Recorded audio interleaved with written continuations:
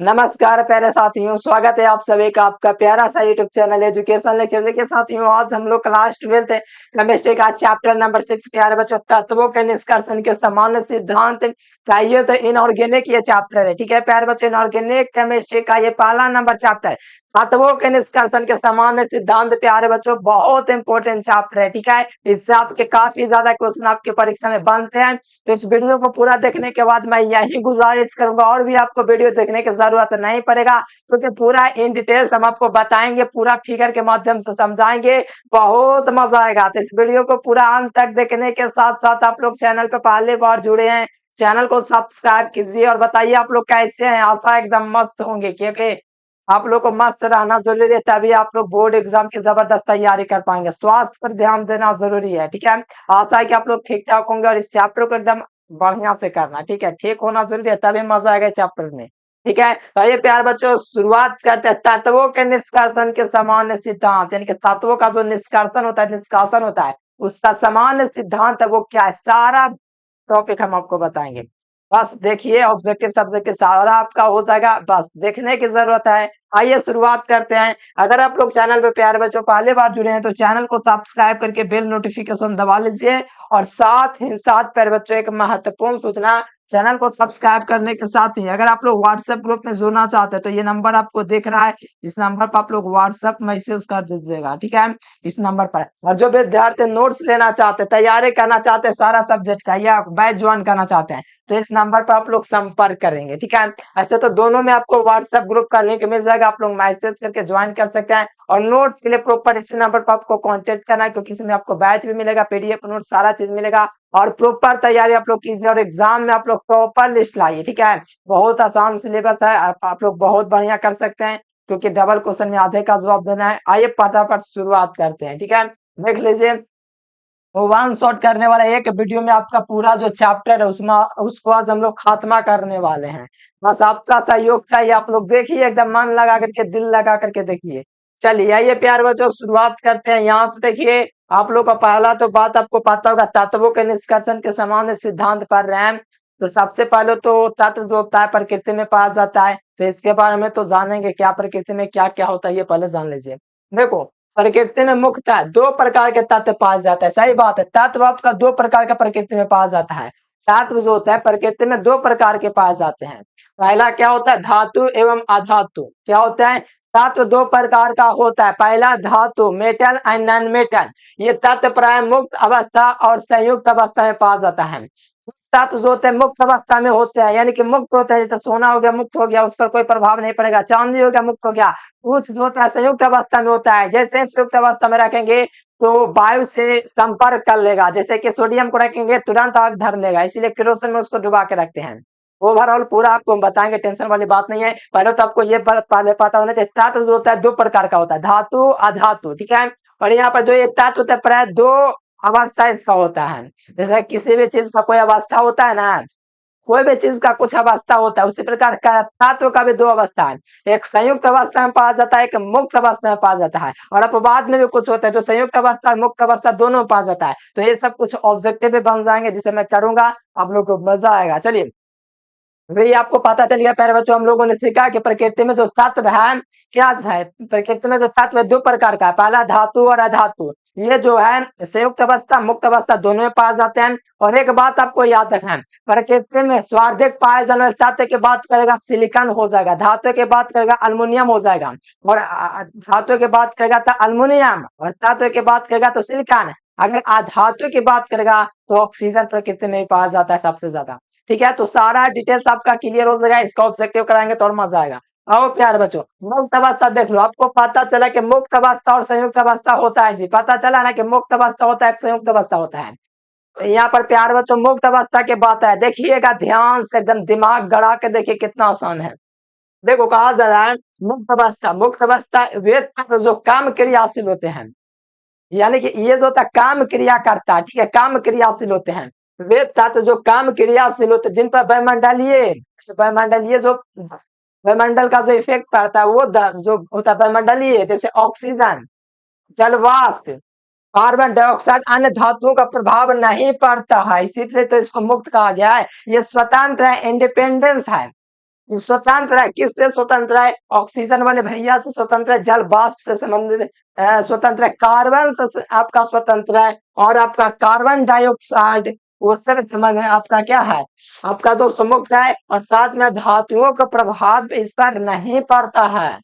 ठीक है, अन्य दोस्तों धातुओं का भी प्रभाव नहीं पड़ता है। उदाहरण के लिए आप लोग जानते होंगे सोना जो होता है कभी फीका नहीं पड़ता है, इसको मुक्त अवस्था में रख दीजिए, कोई नहीं प्रभाव पड़ेगा, क्योंकि ये स्वतंत्र होता है।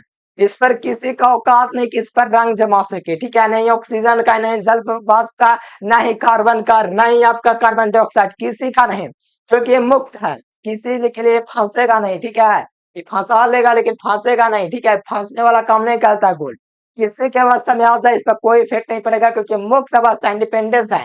देखो सिल्वर भी आप लोग सुने होंगे, सोना चांदी तो आप लोग सुने ही होंगे, ये आपका मुक्त अवस्था में पास जाता है। एग्जाम में दे देगा, कहेगा कि कौन सा धातु आपका मुक्त अवस्था में पास जाता है, एग्जाम्पल दे देगा, तो आपको याद रखना सोना चांदी सिल्वर और यहाँ पर प्लैटिनम आदि धातुएं हैं जो कि मुक्त अवस्था में पास जाता है। सोना चांदी प्लैटिनम क्या है? धातु है जो मुक्त अवस्था में पास जाता है, इंडिपेंडेंट स्वतंत्र होता है। क्या होता है? स्वतंत्र होता है। ये चीजें आप लोग जान गए। और साथ ही साथ नाइट्रोजन, ठीक है, नाइट्रोजन क्या अक्रिय गैस है जो कि अधातु प्रकृति में मुक्त अवस्था में पाया जाता है। नाइट्रोजन अधातु है मेरे प्यारे बच्चों, और ये अक्रिय गैस है।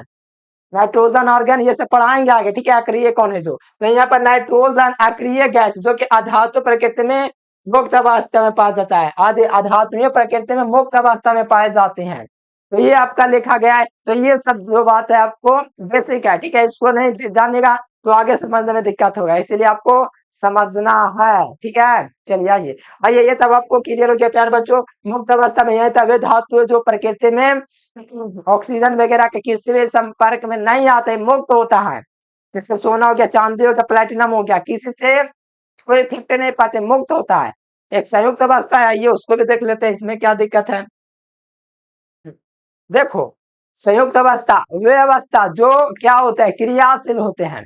यानी कि दोस्तों यहाँ पर कहा जाता है वे तत्व जो क्रियाशील होते हैं, जिन पर वायुमंडलीय ऑक्सीजन जल वाष्प कार्बन आदि का इफेक्ट पड़े, उसको संयुक्त अवस्था कहते हैं। ठीक है, क्या कहते हैं? संयुक्त अवस्था कहते हैं। ये प्रभाव आसानी से पाते हैं, यानी कहने का मतलब है संयुक्त में कि इस पर है कि ऑक्सीजन कार्बन कार्बन डाइऑक्साइड जल वाष्प ये सब का जो है ना इस पर प्रभाव आसानी से पड़ता है, क्योंकि ये क्या है? संयुक्त अवस्था में है। इससे पहले क्या था पता है? इससे पहले आपका था प्यारे बच्चों मुक्त, यानी कि मुक्त अवस्था था, स्वतंत्र अवस्था था, और ये आपका संयुक्त अवस्था है। संयुक्त अवस्था का मतलब होता है वे तत्व जो क्रियाशील होते हैं, जिन पर वायुमंडलीय दाब ऑक्सीजन जलवाष्प कार्बन कार्बन डाइऑक्साइड आसानी से प्रभाव दिखा सके उस पर, उसी को हम लोग कहते हैं संयुक्त अवस्था। इसके अंतर्गत आप लोग देख लीजिए प्यारे बच्चों, उदाहरण के लिए फॉर द एग्जाम्पल सोडियम को, सोडियम को बाय में रखेंगे तो तुरंत आग धर देगा। पढ़े ना मैट्रिक में, इसलिए उसको किरोसिन में डुबा के रखते हैं। पढ़े हैं कि नहीं? पढ़े होंगे, मुझे पता है कि 10वीं क्लास में पढ़ना था। पोटेशियम इसको भी रखेंगे बाय में, तुरंत क्रिया कर लेगा, तुरंत एक्टिवेट हो जाएगा इसका। ठीक है, कैल्शियम ये भी मुक्त में रखोगे क्रिया कर लेगा। जिंक भी आपका काम कर लेता है। लोहा तो यार जंग लग के क्षारण हो जाएगा। और आदि धातुएं, ये सब धातुएं क्या तुरंत क्रियाशील हो जाएगा, तुरंत एकदम हाँ हाँ कर लेगा, एकदम बिल्कुल एकदम तुरंत ही एक्टिव हो जाएगा। ठीक है, ये जो है ये सब क्या है प्यार बच्चों, तुरंत आपका क्या हो जाता है? क्रियाशील हो जाता है। और धातुएं पृथ्वी के परत में यौगिक के रूप में पाई जाती हैं। और धातुएं जो होते हैं पृथ्वी के परत में, धातुओं जितने भी है पृथ्वी के जो परत होता है, लेयर होता है, उसमें यौगिक के रूप में, कंपाउंड के रूप में पाया जाता है।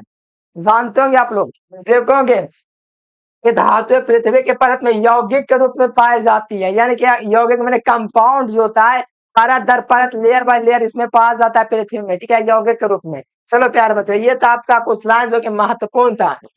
और देखिए मैंने बोला एक क्वेश्चन आपको ध्यान रखना, क्योंकि आपकी परीक्षा में सटेगा ये क्वेश्चन। ठीक है, क्योंकि कहा जा रहा है कि कार्बन, देखिए कार्बन का मतलब सी हुआ, सल्फर का मतलब एस हुआ, आधे क्या है? अधातुएं है जो मुक्त और संयुक्त अवस्था दोनों में पाया जाता है।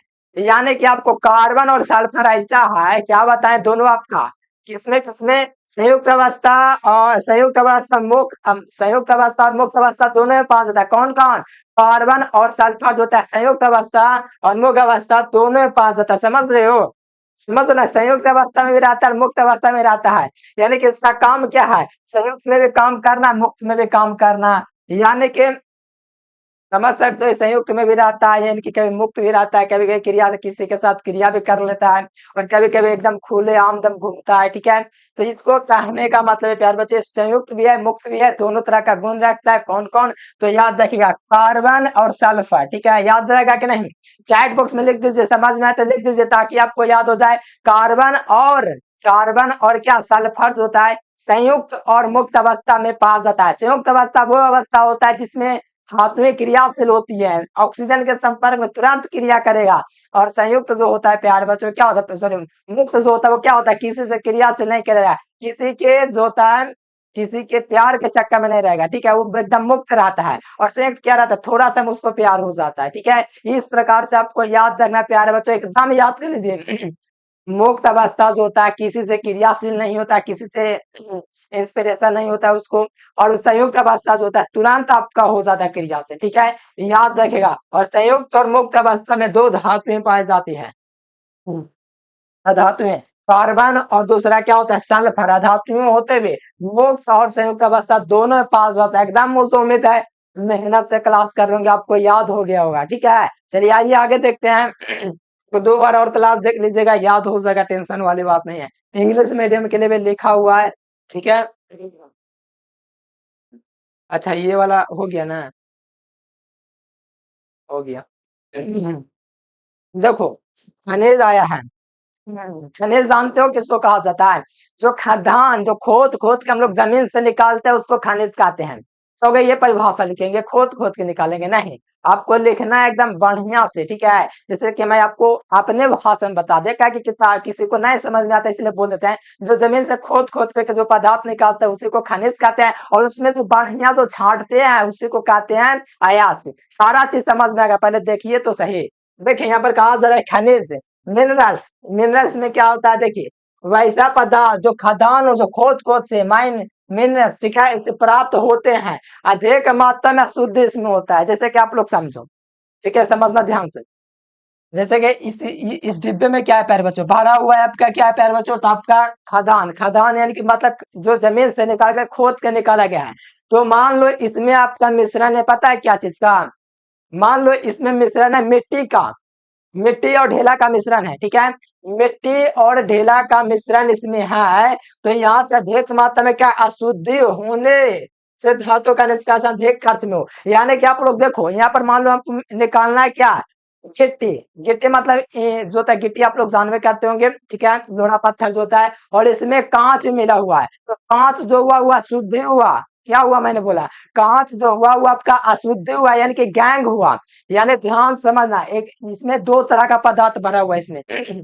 इस खनिज में दो तरह का तत्व भरा हुआ है। या तो तांबा और मिट्टी का एग्जांपल ले लीजिए, कोई भी एग्जांपल ले सकते हो। एक आपका बढ़िया रहेगा अयस्क रहेगा, एक आपका क्या रहेगा खनिज रहेगा। सारा चीज समझ में, पहले ध्यान से समझो। मान लो इसमें तांबा है। ठीक है, तांबा और क्या है, मिट्टी है। तांबा और मिट्टी का मिश्रण इसमें भरा हुआ है, और ये जो होता है प्यार बच्चों क्या है, आपका खनिज है। इस खनिज में आपका क्या है, मैंने क्या बोला, इस खनिज में जो है क्या है, आपका क्या है बच्चों, तांबा और क्या है, मिट्टी है।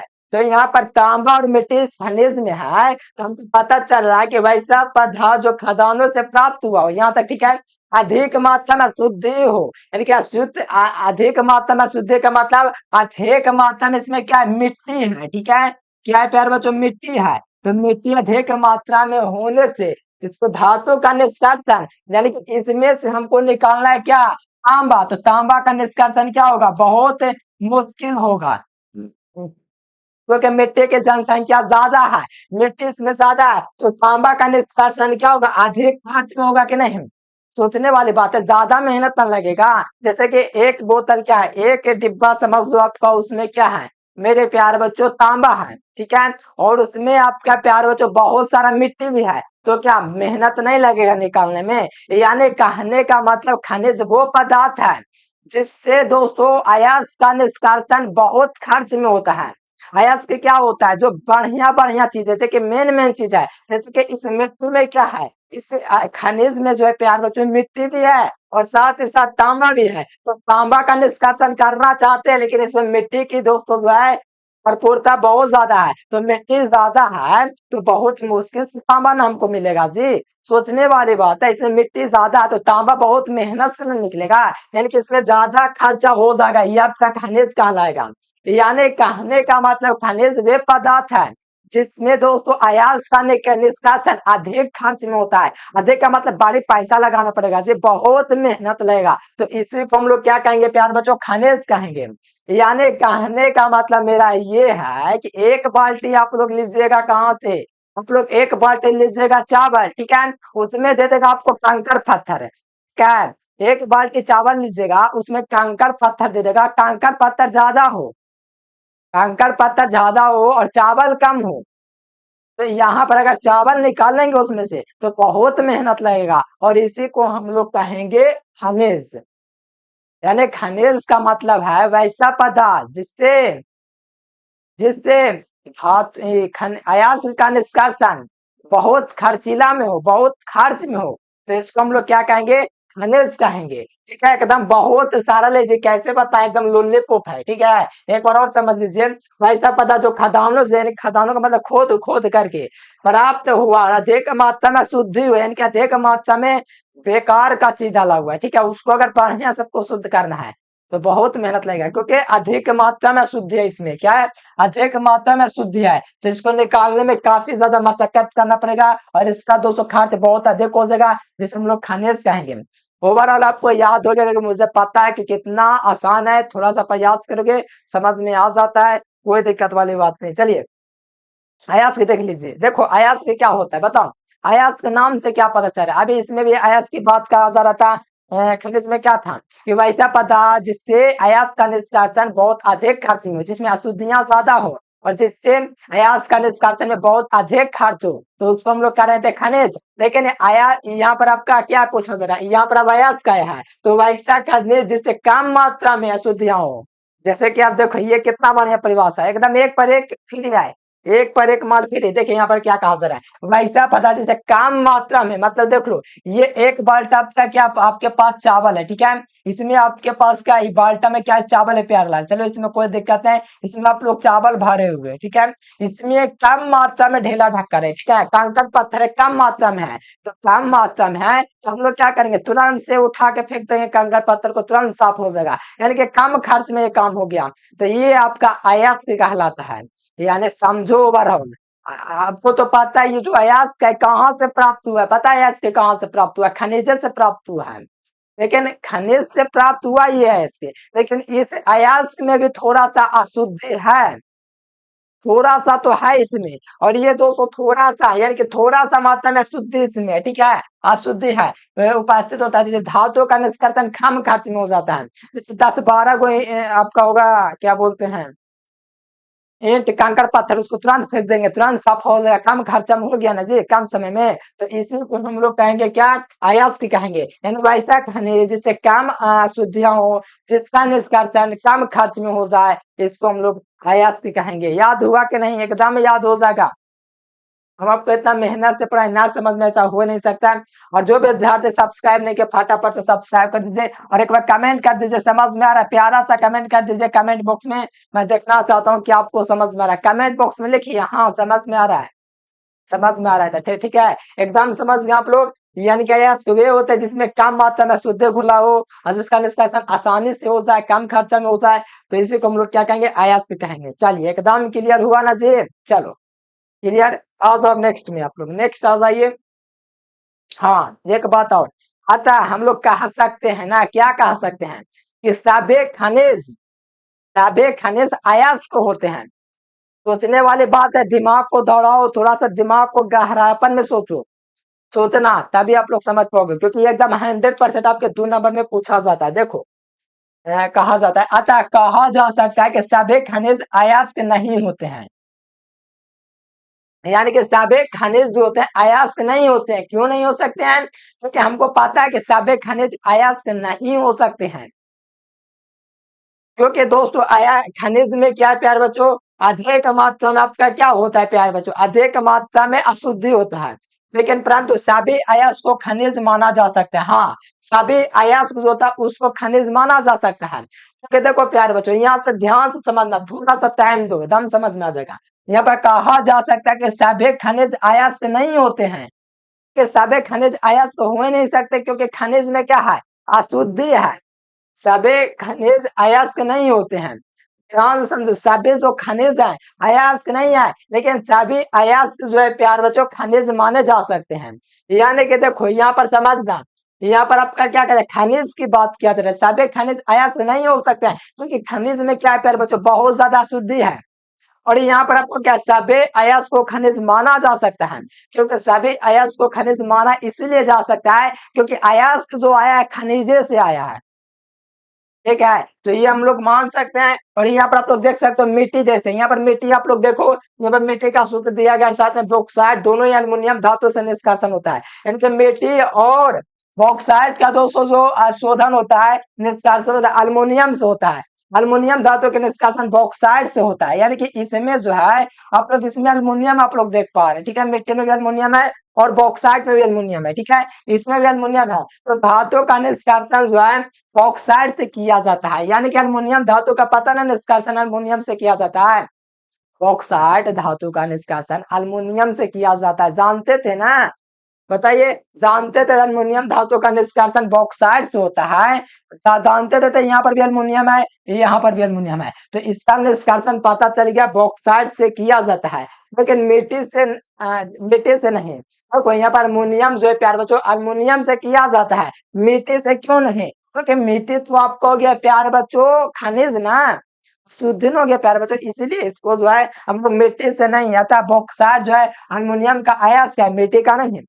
इन्हें समझो बराबर, बॉक्साइट अल्युमिनियम का अयस्क नहीं जी, तब मिट्टी से कैसे इसका निष्कासन कर देंगे। यानी कहने का मतलब ये हुआ कि सभी खनिज जो है प्यार बच्चों, सभी खनिज अयस्क नहीं होते, लेकिन सभी अयस्क खनिज होते हैं, ठीक है। देखिए सारा स्टूडेंट्स है, वो टॉपर नहीं है, लेकिन टॉपर स्टूडेंट्स क्या, टॉपर स्टूडेंट्स एक स्टूडेंट्स है, ठीक है, ऐसा समझिए। यानी ओवरऑल देखा जाए तो बहुत आसान है, बस आपको ये याद रखना सभी खनिज अयस्क नहीं होते हैं। खनिज मतलब बहुत सारा इसमें बेकार का भी चीज होगा, तो वो तो अयस्क नहीं हो सकते हैं, ठीक है, लेकिन सभी अयस्क को खनिज माना जा सकता है, क्योंकि अयस्क जो होता है शुद्ध होता है और अयस्क जो होता है खनिज से प्राप्त होता है, ठीक है। चलो हो गया। आ जाओ अब नेक्स्ट क्वेश्चन, आप लोग क्या कहा जा रहा है, नेक्स्ट लाइन आप लोग देख लीजिए। गैंग क्या है, गैंग क्या होता है जानते हो, जैसे कोई अयस्क है, तो अयस्क में कुछ ना कुछ तो अशुद्धि होगा, तो उस अयस्क में जो अशुद्धि होगा उसी को हम लोग गैंग कहेंगे। क्या कहेंगे, यानी अयस्क में जो अशुद्धि उपस्थित होता है उसी को हम लोग गैंग कहते हैं। जैसे ये आपका अयस्क है, ठीक है प्यारे बच्चों, ये आप लोग मान लो आप लोग इसमें अयस्क है, तो इसमें जितना भी अशुद्धि है उसी को हम लोग क्या कहेंगे, गैंग कहेंगे। यानी कि अयस्क में उपस्थित अशुद्धि को हम लोग क्या कहते हैं, गैंग कहते हैं। यानी कि देखो यहाँ पर अयस्क में जो अशुद्धि उपस्थित होता है उससे अशुद्धियों को गैंग कहते हैं। यानी कि अयस्क में जो उपस्थित अशुद्धि होता है, इसमें जो भी अशुद्धि अयस्क में है, ठीक है, उस अशुद्धि को हम लोग गैंग कहेंगे। जैसे हेमाटाइट क्या होता है, लोहा का अयस्क होता है, ठीक है, हेमाटाइट के अशुद्धि के रूप में क्या रहता है, बालू रहता है, SiO2 रहता है, जो गैंग है। यानी कि हेमाटाइट में क्या होता है, हेमाटाइट में क्या होता है, मट्टी मिट्टी भी रहता है, तो हेमाटाइट क्या है, लोहा है, और लोहा में जो मिट्टी है उसी को हम लोग गैंग कहेंगे। जैसे कि आपके घर में चावल होगा, चावल में कंकर पत्थर है ना जी, चुनते होंगे आपकी मम्मी, तो वो जो कंकड़ है, जो काले काले पदार्थ है, वो आपका गैंग है। यानी अयस्क में उपस्थित अशुद्धि को, थोड़ा सा मात्रा में अशुद्धि होता है, उस अशुद्धि को हम लोग गैंग कहेंगे। क्या कहेंगे, गैंग कहेंगे। यानी कि अयस्क में उपस्थित अशुद्धि को हम लोग क्या कहेंगे, गैंग कहेंगे। ये तो आपको तो पता चल गया कि अयस्क में जितना भी अशुद्धि होगा उसको हम लोग क्या कहेंगे, गैंग कहेंगे। क्या कहेंगे, गैंग कहेंगे। यानी नाम से आप लोग को पता चल रहा है जी कि जैसे कि कोई चावल है, ठीक है, एक बोरिया लाए आप लोग, क्या चावल लेकर आए, ठीक है, उसमें 2 किलो आपका क्या निकले, 1 किलो निकाल के आप बेकार का चीज, फालतू का चीज, ठीक है, तो उसको हम लोग क्या कहेंगे, गैंग कहेंगे, ठीक है। ये आपको क्लियर हो गया। हाँ, फ्लक्स क्या है, विद्युत फ्लक्स नहीं, फिजिक्स नहीं है, फ्लक्स आपका क्या है, ये कहा जा रहा है। तो देखिए फ्लक्स क्या है, अयस्कों से अशुद्धि को दूर करने के लिए जो बाहरी पदार्थ मिलाते हैं उसको फ्लक्स कहते हैं। जैसे देखो यहाँ पर आयास, ध्यान से ना, बहुत इजी तरीके से समझा दूंगा। देखो अयास को से अशुद्धि को दूर करने के लिए, यानी कि गैंग को दूर करने के लिए, क्या अशुद्धि का अयास में उपस्थित अशुद्धि को गैंग कहते हैं, मैंने अभी बताया, ठीक है। अयास में उपस्थित अशुद्धि को गैंग कहते हैं, यानी कि अशुद्धि की जगह गैंग भी चलेगा, ठीक है।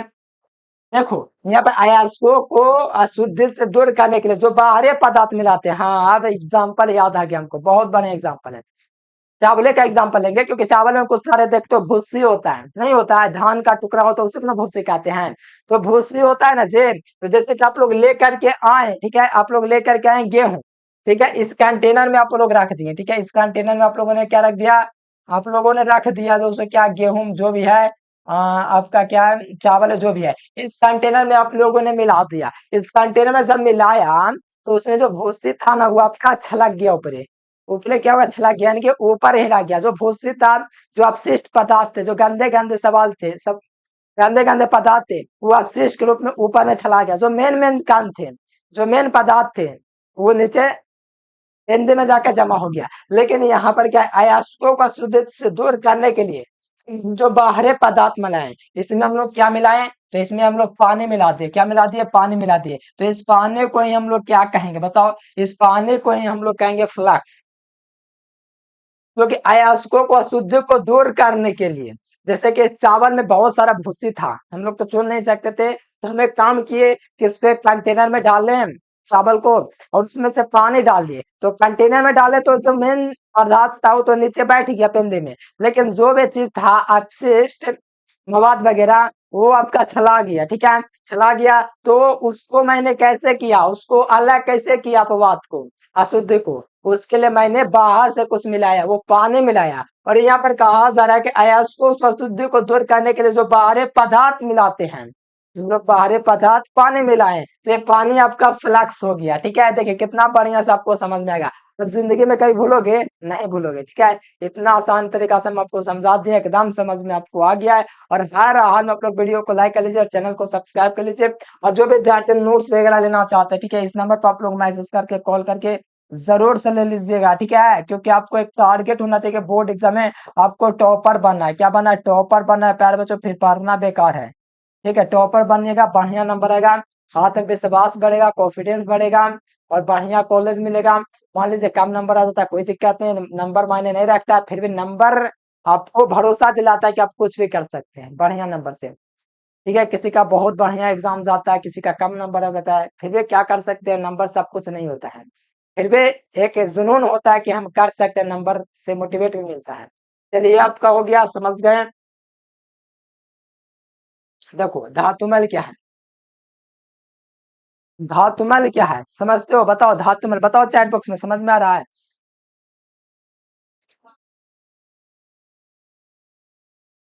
चलिए बताइए, यहाँ पर आपको समझ में आ रहा है, चैट बॉक्स में लिखिए। चलिए यहाँ पर कहा जा रहा है आप लोगों से, धातुमल,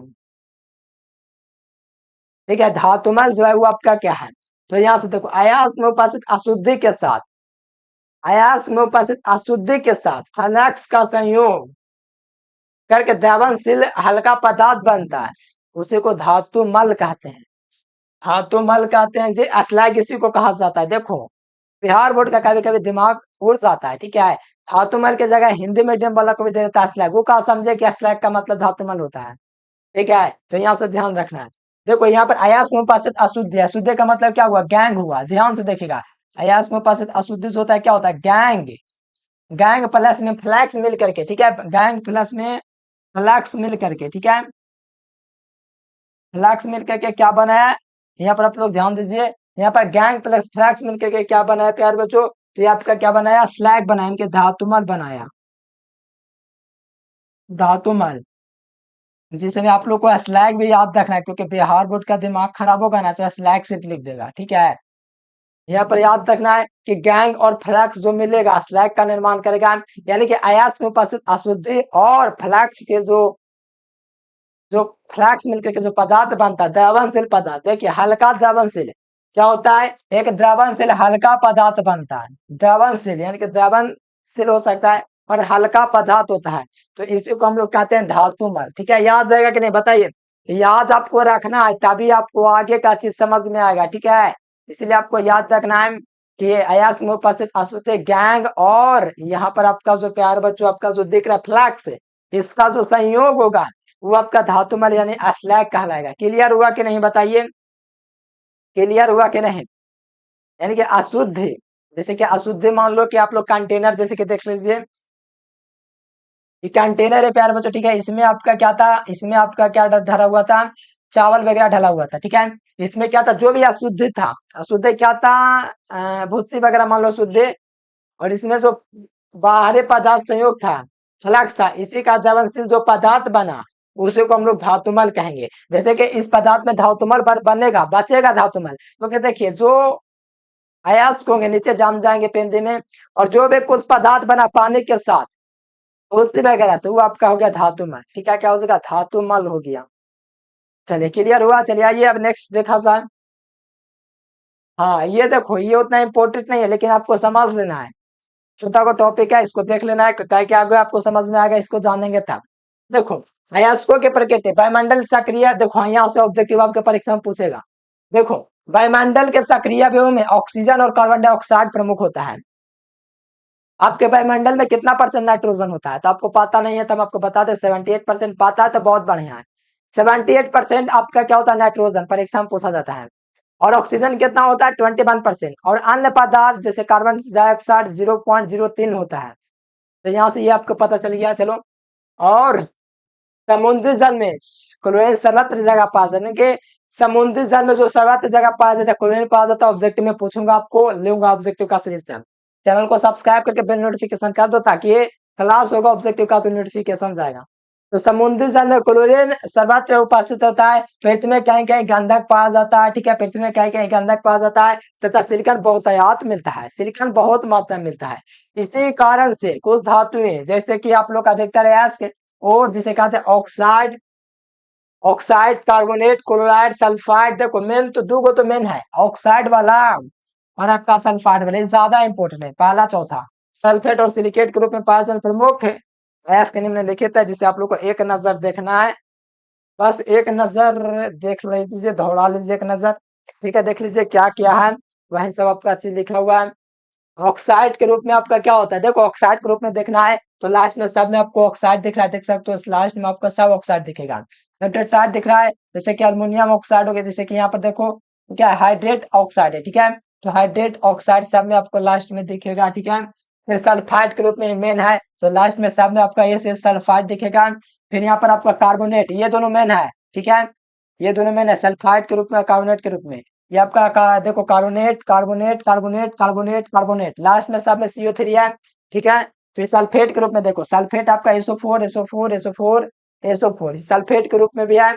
चलो यहाँ पर आ जाओ, नाइट्रेट के रूप में क्या, NO3, NO3 नाइट्रेट के रूप में, और क्लोराइड के रूप में क्या हो जाएगा, Cl, ये क्लोराइड के रूप में, और सिलिकेट के रूप में O2O3, O2O3, ठीक है।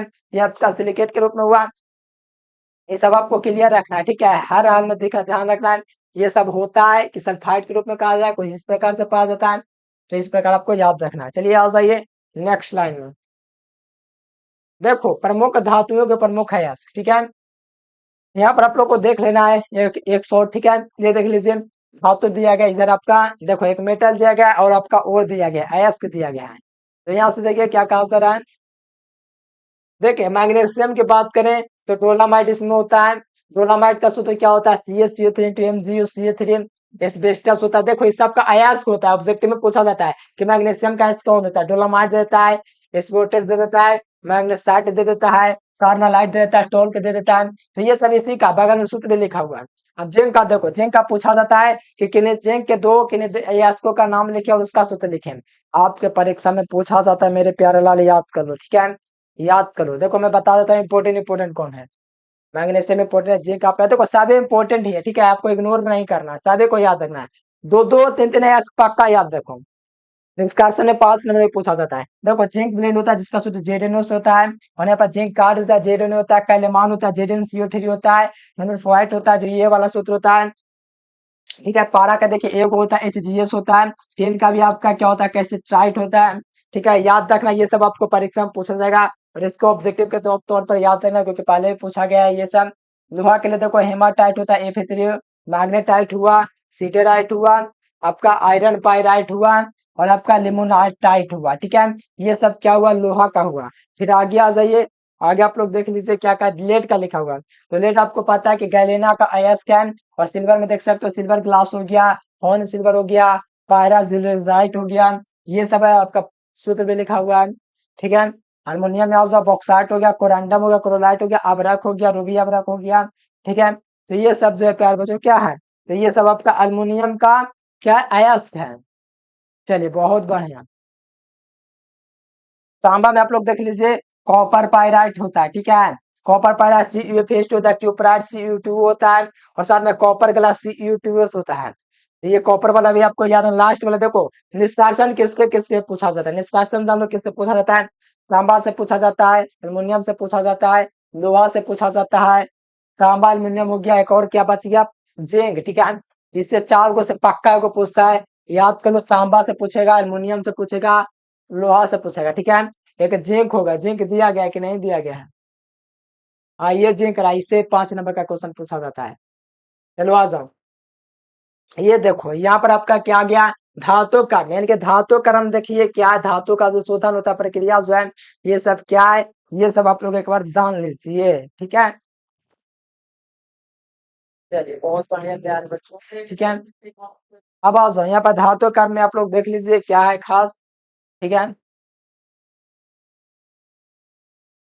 चलिए आ जाइए, यहाँ पर आप लोग देख लीजिए क्या कहा जा रहा है कि धातु कर्म जो होता है, धातु को उसको अयस्क प्राप्त करने की प्रक्रिया धातु कर्म कहलाता है। यानी कि धातु कर्म क्या कहलाता है, तो धातु को उसको अयस्क से प्राप्त करने की क्रिया,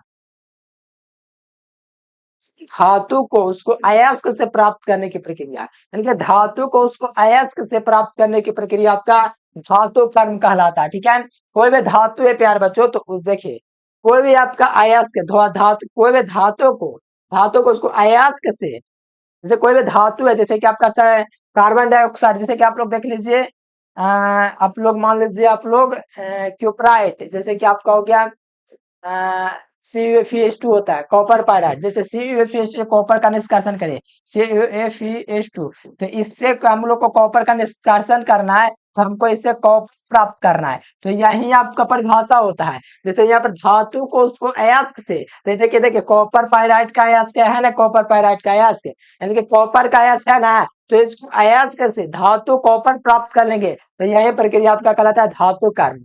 क्या कहलाता है, धातु कर्म। यानी कि धातु को उसको अयस्क से, ये किसका अयस्क है, कॉपर पाइराइट है, ध्यान से देखो सारा चीज क्लियर होगा। ठीक है, कॉपर क्या होता है, पाइराइट होता है, पाइराइट, आगे पढ़ाएंगे। ठीक है, 5 नंबर का क्वेश्चन है, कॉपर पाइराइट ये है जो कि किसका अयस्क है, तो ये आपका कॉपर का अयस्क है। ठीक है, कॉपर का अयस्क है जी, कॉपर का अयस्क है, कॉपर पाइराइट से, तो कॉपर पाइराइट से अगर कॉपर प्राप्त करेंगे तो यह प्रक्रिया आपका धातु कर्म कहलाएगा, यानी कि धातु को उसको अयस्क से प्राप्त करना ही धातु कर्म कहलाता है।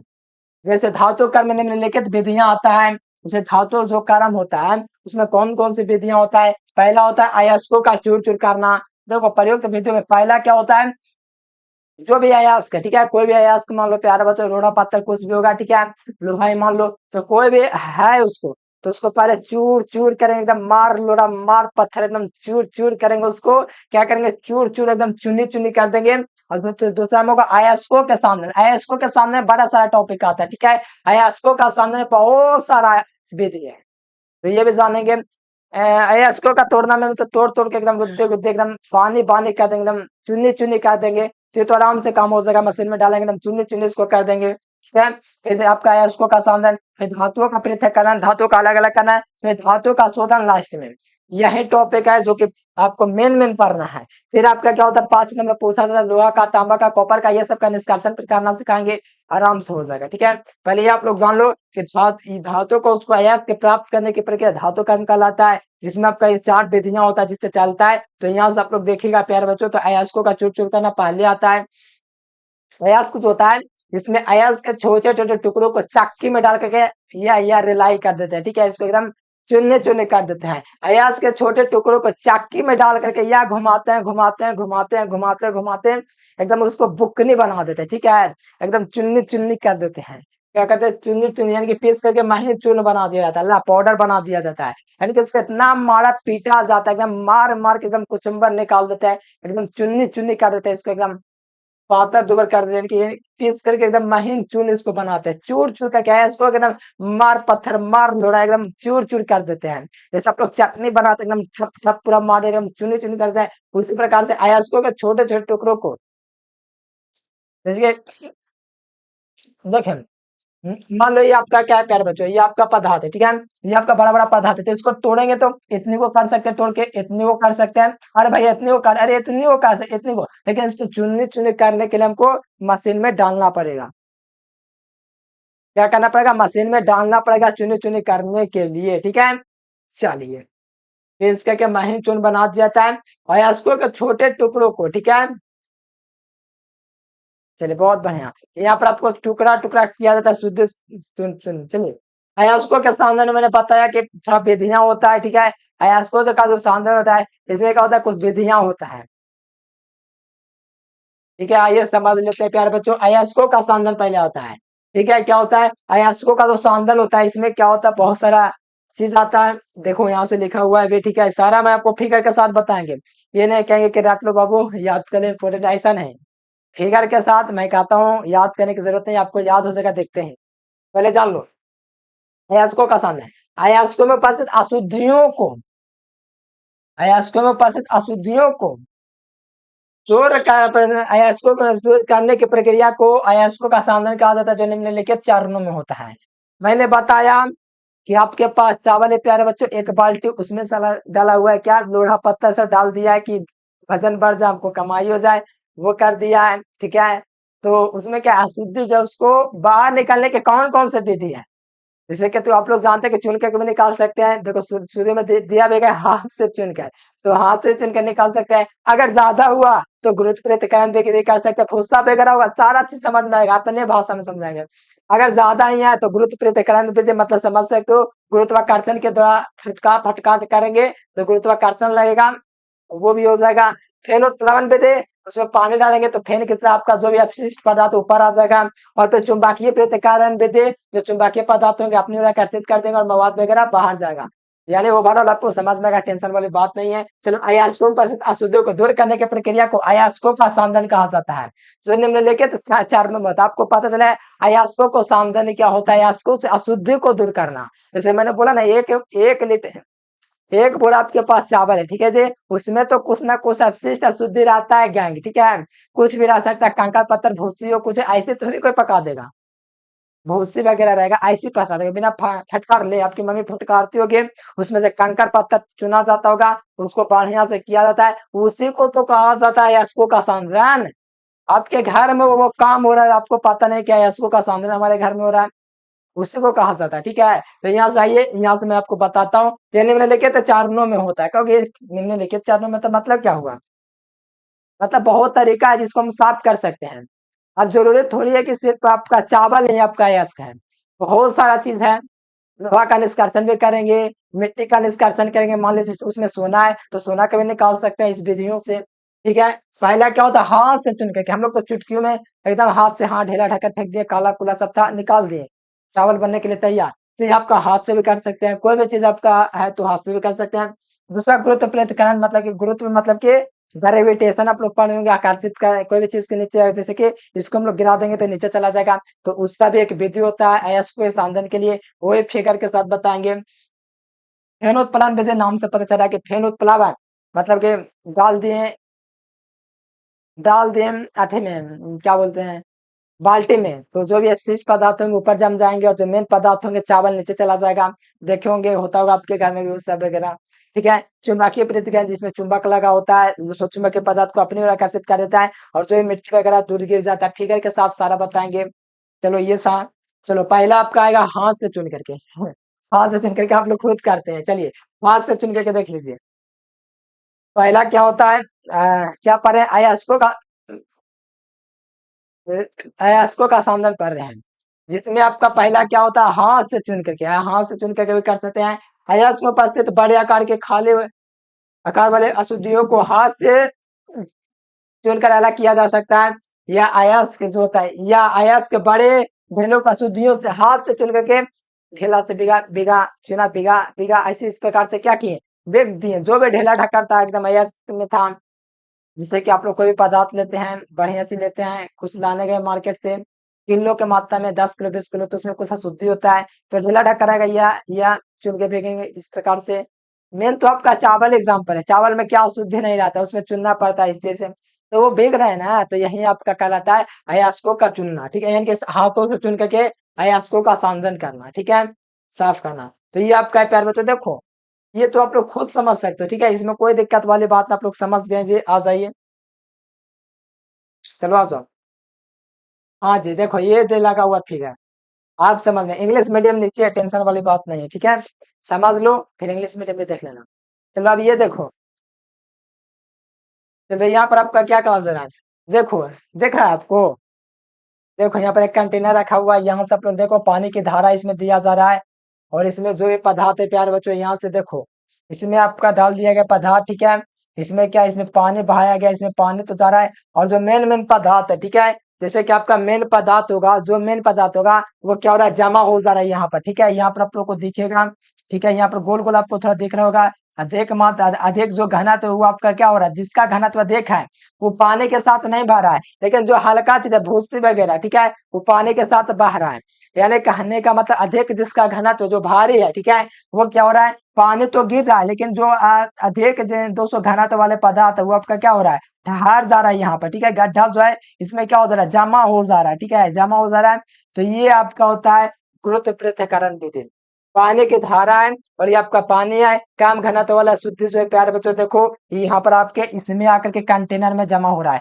यानी कि कम घनत्व वाला जो आपका अशुद्धि है, ठीक है, गैंग जो है ये कंटेनर में आके जमा हो रहा है, और जो भी प्यारे बच्चों इसमें जो प्यारे बच्चों मेन था, जिसका घनत्व डेंसिटी क्या था, हाई था, वो क्या था, यहाँ पर आपका जमा हो रहा है, काला काला में दिख रहा है कि नहीं, देखो तो काला काला में दिख रहा है, यहाँ पे यहाँ पे यहाँ पे यहाँ पर यहाँ पे यहाँ पर, देखो पार देखो, गुरुत्व पृथक्करण विधि देखो, यह विधि वैसे अयस्कों के लिए प्रयुक्त की जाती है, गुरुत्व पृथक्करण विधि वैसे अयस्कों के लिए प्रयुक्त की जाती है जिनमें अयस्कों के कण मिट्टी जैसे अशुद्धियों से भारी होते हैं, यानी कि देखो यहाँ पे क्या कहा जाए, वैसे देखो ये विधि का तभी यूज किया जा सकता है, ये मत सोचना कि चावल को करेंगे, चावल इतना सारा हो जाएगा सब इसी में आ जाएगा कंटेनर में ही, जिसमें आपका क्या हो मेरे प्यारे बच्चों, यह विधि उन अयस्कों के लिए प्रयुक्त होती है, देखो सबका अलग अलग कंडीशन है, फेज सबका अलग होता है, ठीक है, तो फेज अलग है, क्योंकि इसमें जो है प्यारे बच्चों क्या है, यह विधि उन अयस्कों के लिए प्रयुक्त की जाती है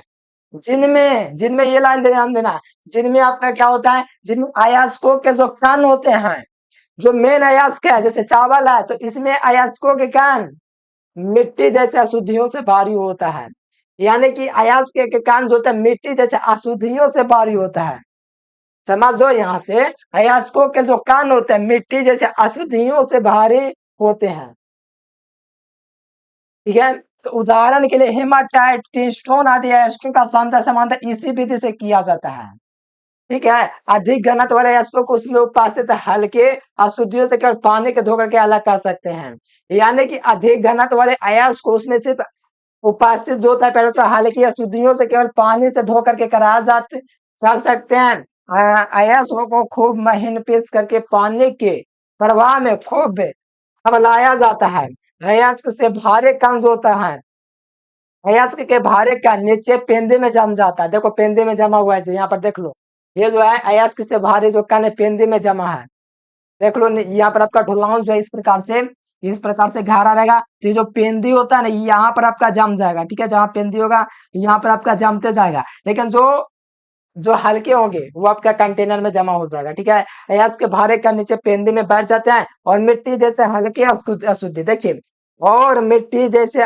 हल्की अशुद्धियां पानी के धारा के साथ बहकर बाहर निकल जाती है, मिट्टी जैसे हल्की अशुद्धियां, ठीक है, मिट्टी जैसे हल्की अशुद्धियां क्या होते हैं पानी के साथ बह जाती है, ठीक है, क्या होता है पानी के साथ बह जाती है, और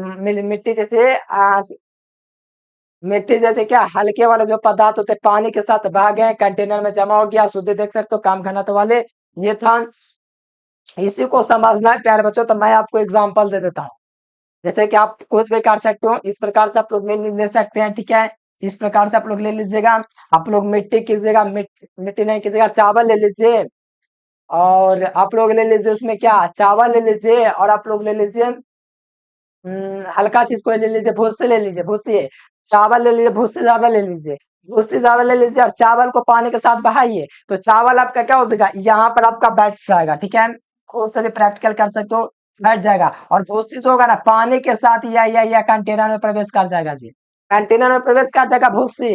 लेकिन जो यहाँ पर प्यारे बच्चों, यहाँ पर बात करें, यहाँ पर जो बात करें प्यारे बच्चों, किसका, मेन चीज का, ठीक है, अयस्क का, तो वो आपका पेंदे में जमा हो जाएगा। ये जो आपको पेंदे दिख रहा है, यहाँ पर आपका जमा हो जाएगा, यहाँ पर जमा हो जाएगा, जो जहाँ पर नीचा दिख रहा है वहां पर आपका ये जमा हो जाएगा। इस प्रकार से जमा होता जाएगा, और जो भी जो मवाद वगैरह था प्यारे बच्चों, कंटेनर में जमा हो गया, ये फेंका जाएगा, ठीक है, कचरा के रूप में। तो ये आपका हो गया, एकदम आसान परिभाषा मैंने किया है। और ये सब देख सकते हो कितना आसान लिखा है, लग रहा है हार्ड है, लेकिन पढ़ के देखो।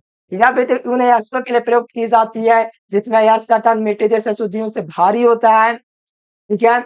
और दहन के लिए हेमाटाइट, स्टोन आदि अयस्कों का साधन समानता इसी विधि से किया जाता है। मतलब आपको यहाँ ही देखना है प्यारे लाल कि इसमें जो होता है अयस्क होता है, इसके मिट्टी के जो कण होते हैं काफी ज्यादा क्या होते हैं, अयस्क के जो होता है उससे काफी ज्यादा हल्के होते हैं इसके तुलना में। और जो अयस्क होता है वो पेंदे में बैठ जाता है, और जो मवाद वगैरह जितना भी कचरा रहता है वो बाहर निकल जाता है बहा करके। चलो ये क्लियर हो गया जी।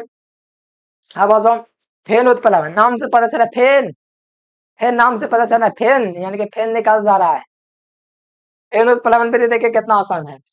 फेन उत्प्लावन विधि में क्या होता है, ठीक है, और फर्मेंटेशन प्रोसेस देखिए, फेन उत्प्लावन विधि में क्या होता है, देख के लग रहा है जी, फेन आपको दिख रहा है, बताइए दिख रहा है आपको फेन, बताइए। तो इस प्रकार से फेन जमा हुआ दिख रहा होगा आप लोगों को, ठीक है, ये आपको फेन दिख रहा होगा इस प्रकार से जी।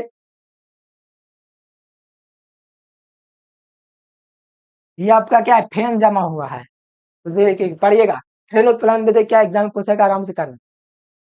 यह विधि वैसे धातुओं के लिए प्रयुक्त तो होती है जिनके अयस्क के कारण तेल और अशुद्धियों जल द्वारा भिगा जाए, समझे। यहाँ पर वैसे विधियों के लिए दोस्तों धातुओं के लिए प्रयुक्त होता है जिसमें अयस्क के जो कण है और पार्टिकल, ठीक है, तेल द्वारा अशुद्धियों द्वारा जल द्वारा भिगा दिए जाते हैं, भिगो दिए जाते हैं। अयस्क को खूब महीन पीस करके, अयस्क को काफी महीन पीस करके पाइप के तेल या यूकेलिप्टस के तेल मिले हुए पानी के साथ हवा के झोंकों में झाग पैदा करता है, ठीक है। यहाँ पर आपको झाग पैदा कर रहा है प्यारे बच्चों, यहाँ पर आप लोग देख सकते हो, इसमें आपका झाग पैदा कर रहा है, ठीक है, झाग पैदा करता है। इसके लिए पानी में थोड़ा सा जाइटेंट मिला दिया जाता है, पानी का जो तेल है जाइटेंट अयस्क के कणों के तेल से अलग कर देता है।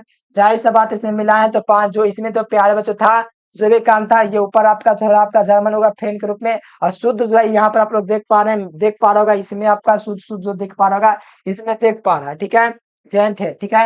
यहाँ पर देखिए अयस्कों के कण को जल से अलग कर देता है, देखिए अयस्कों के जो कण होते हैं, अयस्क के जो कण थे वो जल से अलग हो जाएंगे, ठीक है, अयस्क के जो कण थे वो जल के कण से बाहर हो जाएंगे। यहाँ पर आपका शुद्ध है अयस्क और झाग आपको दिख रहा है, और जो भी गैंग था कचरा वगैरह नीचे जमा है, और ये आपका पानी यहाँ पर आपको देख पा रहा होगा इसमें भरा हुआ, ठीक है। और यहाँ पर आपका क्या होता है, अलग कर देता है, और जल भिगोकर गैंग बर्तन की पेंदी में नीचे बैठ जाता है। और जो प्यारे बच्चों, और जल से भींग करके गैंग जो होता है, जल आपका भींग करके, जल से भींग करके गैंग जो है नीचे आपका जमा है, देख सकते हो छोटे छोटे कैन है, ये आपका क्या है, कैन जो है, गैंग जो है जल से भींग करके नीचे बैठे हुए हैं, ठीक है, बैठ जाता है। जिंक ब्लेड गलेना कॉपर पायरान और ये इसको क्या इसी विधि द्वारा किया जाता है। यानी कि आपको पता चला कि जिंक ब्लेड जो होता है, जिंक ब्लेड का साधन किस विधि से किया जाता है, तो आप लोग बताएगा, फिर उत्प्लावन विधि आराम से बन जाएगा। गलेना जो कि सल्फाइड है इसका है, इसका भी उत्पादन दोस्तों क्या होता है, फिर उत्प्लावन विधि से होता है। कॉपर पायराइट, ये भी आपका प्यार बच्चों क्या है, सल्फाइड है इसका, जिसका साधन फिर उत्प्लावन विधि से किया जाएगा, यानी कि इसी विधि के द्वारा किया जाएगा। अब आपके परीक्षा में ऑब्जेक्टिव के रूप में पूछा जाएगा कि गैलेना को किस विधि द्वारा किया जाता है, तो फेन उत्प्लावन, कॉपर पायराइट को भी और जिंक ब्लेड को भी। देख रहे हो यहाँ से शुद्ध अयस्क इसमें वायु उपस्थित कराते हैं, तो इस प्रकार से आपका क्रिया चलता है और बहुत आसान है, ठीक है। चलिए बहुत बढ़िया, आइए अब नेक्स्ट लाइन देख लीजिए, आपका क्या था, तीसरा था, चौथा आपका क्या था, चुंबकीय पृथक्करण था ना। हाँ देखो, चुंबकीय सांद्रण, देखो यहाँ पर आपको नॉर्थ पोल साउथ पोल तो नहीं दिया हुआ है, फिर भी आपका चुंबकीय ध्रुव उसको कहा जाता है जहाँ पर चुंबक का मान अधिक हो, जहाँ पर चुंबक ज्यादा आकर्षित करता हो, तो आपको तो पता है वो ध्रुवे कहलाता है। जैसे नॉर्थ साउथ पर आए थे हम आपको प्यारे बच्चों, तो यहाँ पर क्या होता है, ध्रुव पर सबसे ज्यादा होता है यहाँ पर आपका दोस्तों आपका क्या होता है, चुंबकत्व का गुण। ठीक है, तो ध्रुवों पर जो किनारा किनारा होता है, उसी प्रकार यहाँ से देखिए चुंबकीय ध्रुव आपको दिख रहा है इस प्रकार से, इसमें आपका इस प्रकार से आपका क्या है, चुंबकीय ध्रुव प्यारे बच्चों इस प्रकार से। ठीक है, इसमें क्या है, यहाँ सबका कोई पदार्थ को डाल दिया जाता है, इसमें कोई पदार्थ डाला गया, लौह चुंबकीय भी मिला हुआ है, और अनुचुंबकीय मतलब कुछ भी, लौह चुंबकीय मानो मिट्टी हो, कुछ भी हो, लौह चुंबकीय पदार्थ इसमें डाल दिया गया, लौह चुंबकीय पदार्थ डाल दिया गया प्यारे बच्चों, तब का क्या है, इसका दोस्तों गति है इस प्रकार से जा रहा है। ठीक है, इस प्रकार से इसका गति जा रहा है। ठीक है, यहाँ से देखो, इसमें जैसे इस कंटेनर में मैंने अशुद्धि को डाला, जिसमें लोहा भी था, मिट्टी भी था, जो भी हो अपवाद के रूप में, जो भी गैंग हो, लेकिन यहाँ पर लोह चुंबकीय पदार्थ को डाला गया, तो लोह चुंबकीय पदार्थ को डाला गया प्यारे बच्चों, तो इसमें था, देखो यहाँ पर एक कलर आपको दिख रहा होगा इस प्रकार से, इस प्रकार से आपको एक कलर दिख रहा है, बताओ यहाँ पर दिख रहा है, अगर नहीं भी दिख रहा कोई दिक्कत मैं बताती हूँ। यहाँ पर चुंबकीय पदार्थ उस तरफ जा रहा है, क्योंकि आपको पता है कि लोह चुंबकीय पदार्थ क्या करेंगे, चुंबकीय पदार्थ को आकर्षित करेंगे, इसलिए ये रोलर के पास गिरेगा, और ये रोलर, जो रोलर है इससे दूर गिरेगा, जो भी अनुचुंबकीय पदार्थ प्रति चुंबकीय पदार्थ होंगे, जो भी अपवाद वगैरह होगा, लोहा से दूर गिरेगा। क्या कहते गिरेगा, लोहा से दूर गिरेगा, यानी कि जो शुद्ध धातुएं होते हैं रोलर के पास, इसे हम लोग रोलर भी नाम दे सकते हैं, क्या दे सकते हैं, रोलर। शुद्ध धातु रोलर के पास तथा अशुद्ध धातु रोलर से दूर गिरता है। ये रोलर है, इसमें आपका क्या, शुद्ध धातु रोलर के पास चुंबकीय पदार्थ होते हैं अपनी ओर आकर्षित करेंगे, तो उसके पास गिरेगा, जो अनुचुंबकीय पदार्थ है जो दूर गिरेगा। ठीक है, अब यहाँ पर विधि पढ़ लीजिए, चुंबकीय प्रेरित विधि, या विधि फेरो चुंबकीय, यानी कि मतलब लौह चुंबकीय जानवे करते होंगे, या फेरो चुंबकीय खनिज के हालात में, या चुंबकीय अशुद्धियों को दूर करने के लिए, चुंबकीय जो अशुद्धि है, जो चुंबकीय अशुद्धि मिल गया उसको दूर करने के लिए लाई जाती है, इसके लिए अयस्क में खूब महीन पेश करके पट्टी में दो चुंबकीय ध्रुवों पर चलाई जाती है, देखिए चुंबकीय ध्रुव पर चलाई जाती है, इस कंटेनर में डाला जाता है चुंबकीय पदार्थ को, तो इस कंटेनर पर डाला जाता है, तो ये आपका क्या होता है, डालते थे, चुंबक से आकर्षित होने के कारण चुंबकीय पदार्थ ध्रुव के निकट गिरते हैं, और अन्य चुंबकीय पदार्थ ध्रुव से दूर गिरते हैं। ये आपको आपको क्या दिख रहा है, ध्रुव दिख रहा है, तो ये ध्रुव के निकट गिर रहे हैं, क्या गिर रहे हैं, यहाँ पर चुंबकीय पदार्थ आप लोग का लिखा हुआ है, चुंबकीय पदार्थ लिखा हुआ है, यानी कि जो चुंबकीय पदार्थ है ध्रुव से दूर क्या गिरे, ध्रुव के पास गिर रहे हैं,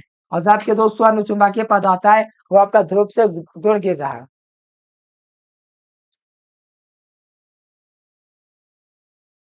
चलिए आपका क्लियर हुआ ना प्यारे लाल, एकदम बहुत ही आसान आसान टॉपिक आपका है, उसको बहुत मेहनत करे पड़ेगा, इस चैप्टर को बढ़िया से कर लीजिए, क्योंकि इससे आपके परीक्षा में क्वेश्चन पूछा जाएगा, 2 नंबर 1 नंबर 5 नंबर सब में पूछेगा। तो बच्चों इसके पहले मैंने आपको क्या पढ़ाया है वो देख लीजिए। ठीक है, इसके पहले हमने आपको पढ़ा दिया प्यारे बच्चों। ठीक है, इसके पहले पता है चुंबकीय पृथक्करण विधि, यानी कि अयस्कों का जो सांद्रण है 4 विधियों से किया जाता है, इसके पहले मैंने सारा आपको बता दिया। अयस्कों का जो सांद्रण है प्यारे बच्चों देख सकते हो, अयस्कों का सांद्रण 4 विधियों से किया जाता है। ठीक है, तो आपको ये प्यारे बच्चों एक और देख लो, यहाँ से यहाँ पर हम लोग क्या पढ़े थे, धातु कण पढ़े थे, जो कि धातु को उसको अयस्क से प्राप्त करने की क्रिया को धातु कण कहते हैं। पहला विधि अयस्कों को चूर चूर करके चूर चूर करना दोस्तों, उससे हम लोग धातु को प्राप्त कर सकते हैं, और साथ में अयस्कों का सांद्रण मैंने 4 चीज मैंने आपको बताया प्यारे बच्चों। ठीक है, 4 तरीके से अब बारे धातु का पृथक्करण का, ठीक है, धातु का अलग अलग करना, वो वाला सिद्धांत। तो देखिए अयस्कों का चूर चूर करना पहला स्टेप था, फिर दूसरा बता अयस्कों का सांद्रण, अयस्कों के सांद्रण में 4 स्टेप, हाथ से चुन करके गुरुत्व पृथक्करण द्वारा शुद्धि करना, फिर प्लवन विधि द्वारा शुद्धि करना, और साथ ही साथ चुंबकीय पृथक्करण विधि, तो ये सारा मैंने आपको बताया। ठीक है, तो ये आपका क्लियर हो प्यारे बच्चों, ये सब आपका अंदर से 2 नंबर में भी क्वेश्चन पूछेगा कि आपका चुंबकीय पृथक्करण क्या, जाग विधि क्या, ये सब आपको याद रखना है। ठीक है, तो आइए प्यारे बच्चों यहाँ से आ जाइए ऑक्साइडों का, यहाँ पर क्या लिखा हुआ है ध्यान दीजिएगा, ये आपके परीक्षा में पूछा जाता है, निस्तापन भर्जन। तब यहाँ पर हम लोग बारी आई है आपको दोस्तों क्या, तो आपका बारी है अयस्कों को धातु के ऑक्साइड में परिवर्तित करना, यानी कि ऑक्सीकरण करना, यानी कि अयस्कों को धातु के ऑक्साइड में, जैसे कोई भी अयस्क है उसको धातु के ऑक्साइड में परिवर्तित करना, मतलब कोई भी ऑक्साइड है, ठीक है, कोई भी, ध्यान से समझिएगा, सारा चीज आपको क्लियर हो जाएगा, अयस्क को धातु के ऑक्साइड में परिवर्तित करना। ठीक है, ये आपका है, तो अयस्क के अयस्क जो है प्यारे बच्चों प्रकृति के अनुसार 2 विधियों द्वारा ऑक्साइड में परिवर्तित किया जा सकता है। पहला आपका जारन होता है, भर्जन होता है। ठीक है, तो पहले हम लोग जान लेते हैं प्यारे बच्चों, पहले हम लोग जानेंगे निस्तापन। ठीक है, निस्तापन में क्या होता है जी, बहुत ही जबरदस्त। ठीक है, समझ में आपका पूरा आएगा, टेंशन वाली बात ना समझ में ऐसा सवाल नहीं हो सकता। ठीक है, देखिए समझ में आपको अभी आएगा। देखिए कहा जा रहा है निस्तापन, निस्तापन में क्या होता है, वैसी प्रक्रिया जिसमें सांद्रित अयस्क को उसके गलनांक के नीचे कम ताप पर वायु के अनुपस्थिति, यही मेन फंडा है, वायु के अनुपस्थिति में गर्म किया जाता है। ठीक है, ये बात आप लोग याद रख लीजिए।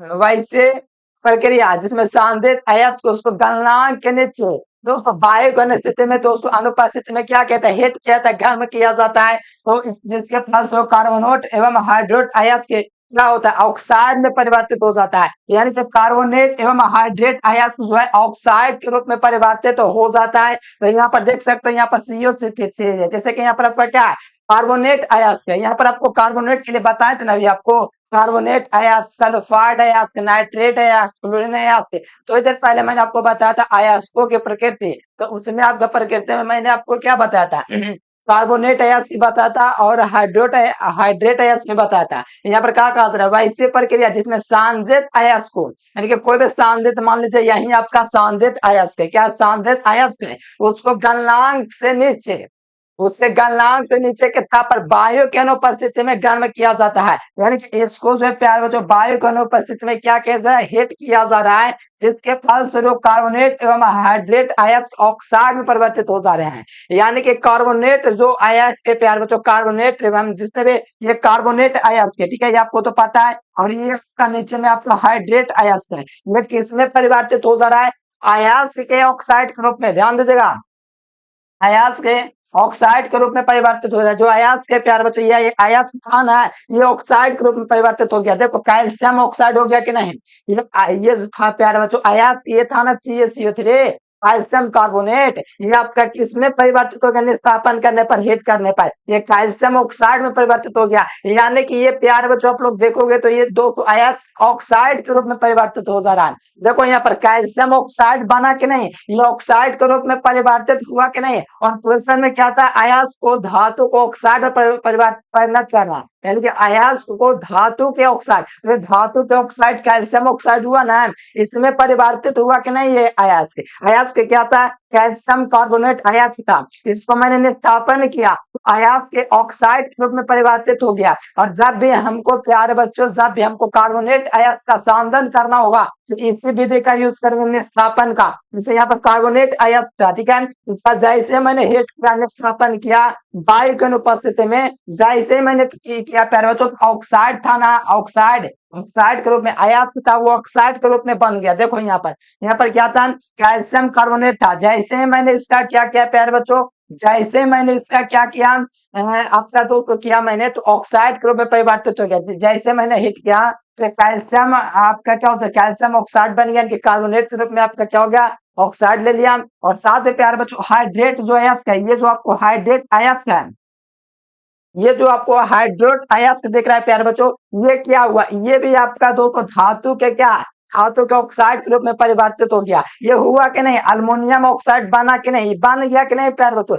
यही आपका होता है निस्तापन। ठीक है, एकदम समझिए, बहुत आसान है, मैं पूरा प्रयास करता हूँ आपको समझ में आ जाए और रट्टा ना मारना पड़े। लिखेंगे क्या परिभाषा, एक बार और देख लीजिए, वैसी प्रक्रिया जिसमें सांद्रित अयस्क को, मान लो सांद्रित अयस्क आपका कैल्शियम कार्बोनेट है, अल्मोनियम है, ये आपका ये वाला आपका दिया गया, ठीक है, इसका सूत्र जानवे कहते हैं। वैसे प्रक्रिया जिसमें सांद्रित अयस्क उसको गलनांक से नीचे, जो गलनांक होता है उसके नीचे के ताप पर वायु की अनुपस्थिति में गर्म किया जाता है। तो इसमें जितने भी कार्बोनेट एवं हाइड्रेट अयस्क होते हैं वो दोस्तों तो क्या होते हैं, ऑक्साइड के रूप में परिवर्तित हो जाते हैं, यानी कि ऑक्साइड के रूप में परिणत हो जाते हैं। जैसे यहाँ पर आपका कैल्शियम कार्बोनेट था, जैसे मैंने इस पर निस्तापन की क्रिया किया, हीट किया, तो ऑक्साइड के रूप में कैल्शियम ऑक्साइड प्राप्त हो गया। और यहाँ पर आप लोग देख सकते हो ये वाला भी आपका दोस्तों एल्युमिनियम ऑक्साइड, और यहाँ पर जो था प्यारे बच्चों भाप बन के निकल गया जल। ठीक है, तो ये था प्यारे बच्चों, ये था मेरे प्यारे लाल, ये आपका निस्थापन था। अब आइए भार्जन, इंग्लिश मीडियम देख सकते हो प्यारे बच्चों, भार्जन देख लो, भार्जन या जारन इसको कहा जाता है, भार्जन या जारन इसी को कहा जाता है, ध्यान रखेगा, कंफ्यूजन है करना, क्योंकि इससे आपका ऑब्जेक्टिव क्या है प्यारे बच्चों, इससे आपका 2 नंबर का क्वेश्चन भी पूछेगा। ठीक है, ठीक है, ये 2 नंबर में भी क्वेश्चन पूछेगा कि जारन और भार्जन में अंतर देखिए, ये जारन और भार्जन है क्या।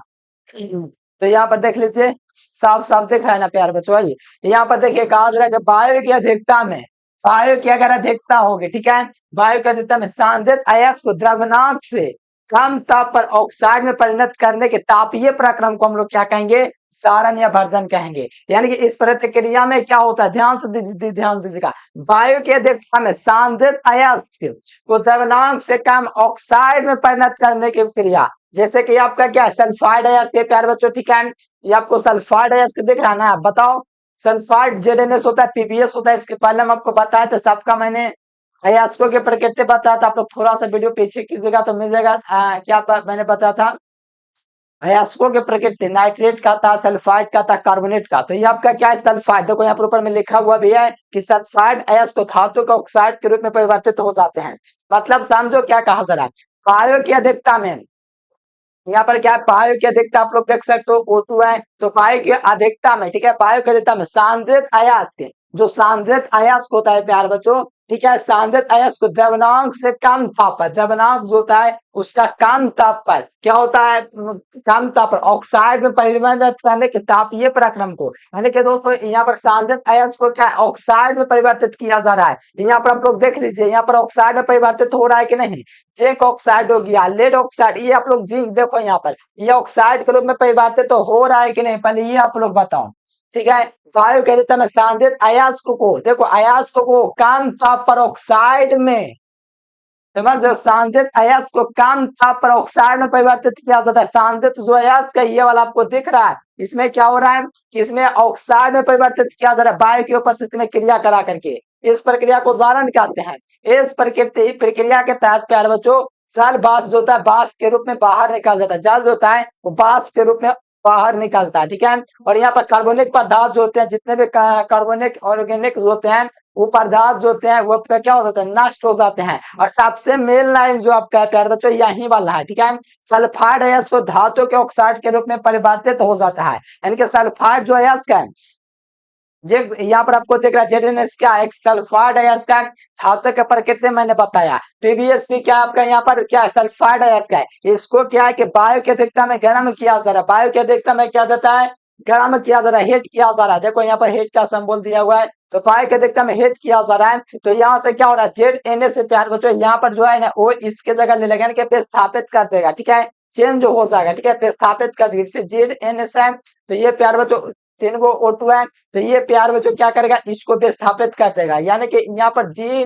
Zn है, उसके जगह ऑक्सीजन जाएगा तो जिंक ऑक्साइड बनेगा।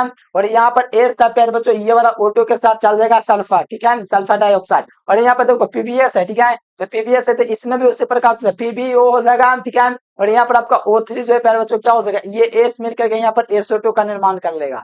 यानी कि यहाँ से आपको साफ साफ पता चले प्यारे बच्चों, इसमें जो है सल्फाइड अयस्क धातु के ऑक्साइड के रूप में परिवर्तित हो जाते हैं। और ये सब आपको आगे यूज होगा, ठीक है। और 5 नंबर वाले क्वेश्चन आपके परीक्षा में पूछे जाते हैं, ठीक है, ये सब पता होना चाहिए। देखो अंतर कराऊंगा तो और क्लियर हो जाएगा। अंतर देखो, ये स्थापन वर्जन में अंतर देख लो, देख रहा है आपको, चलिए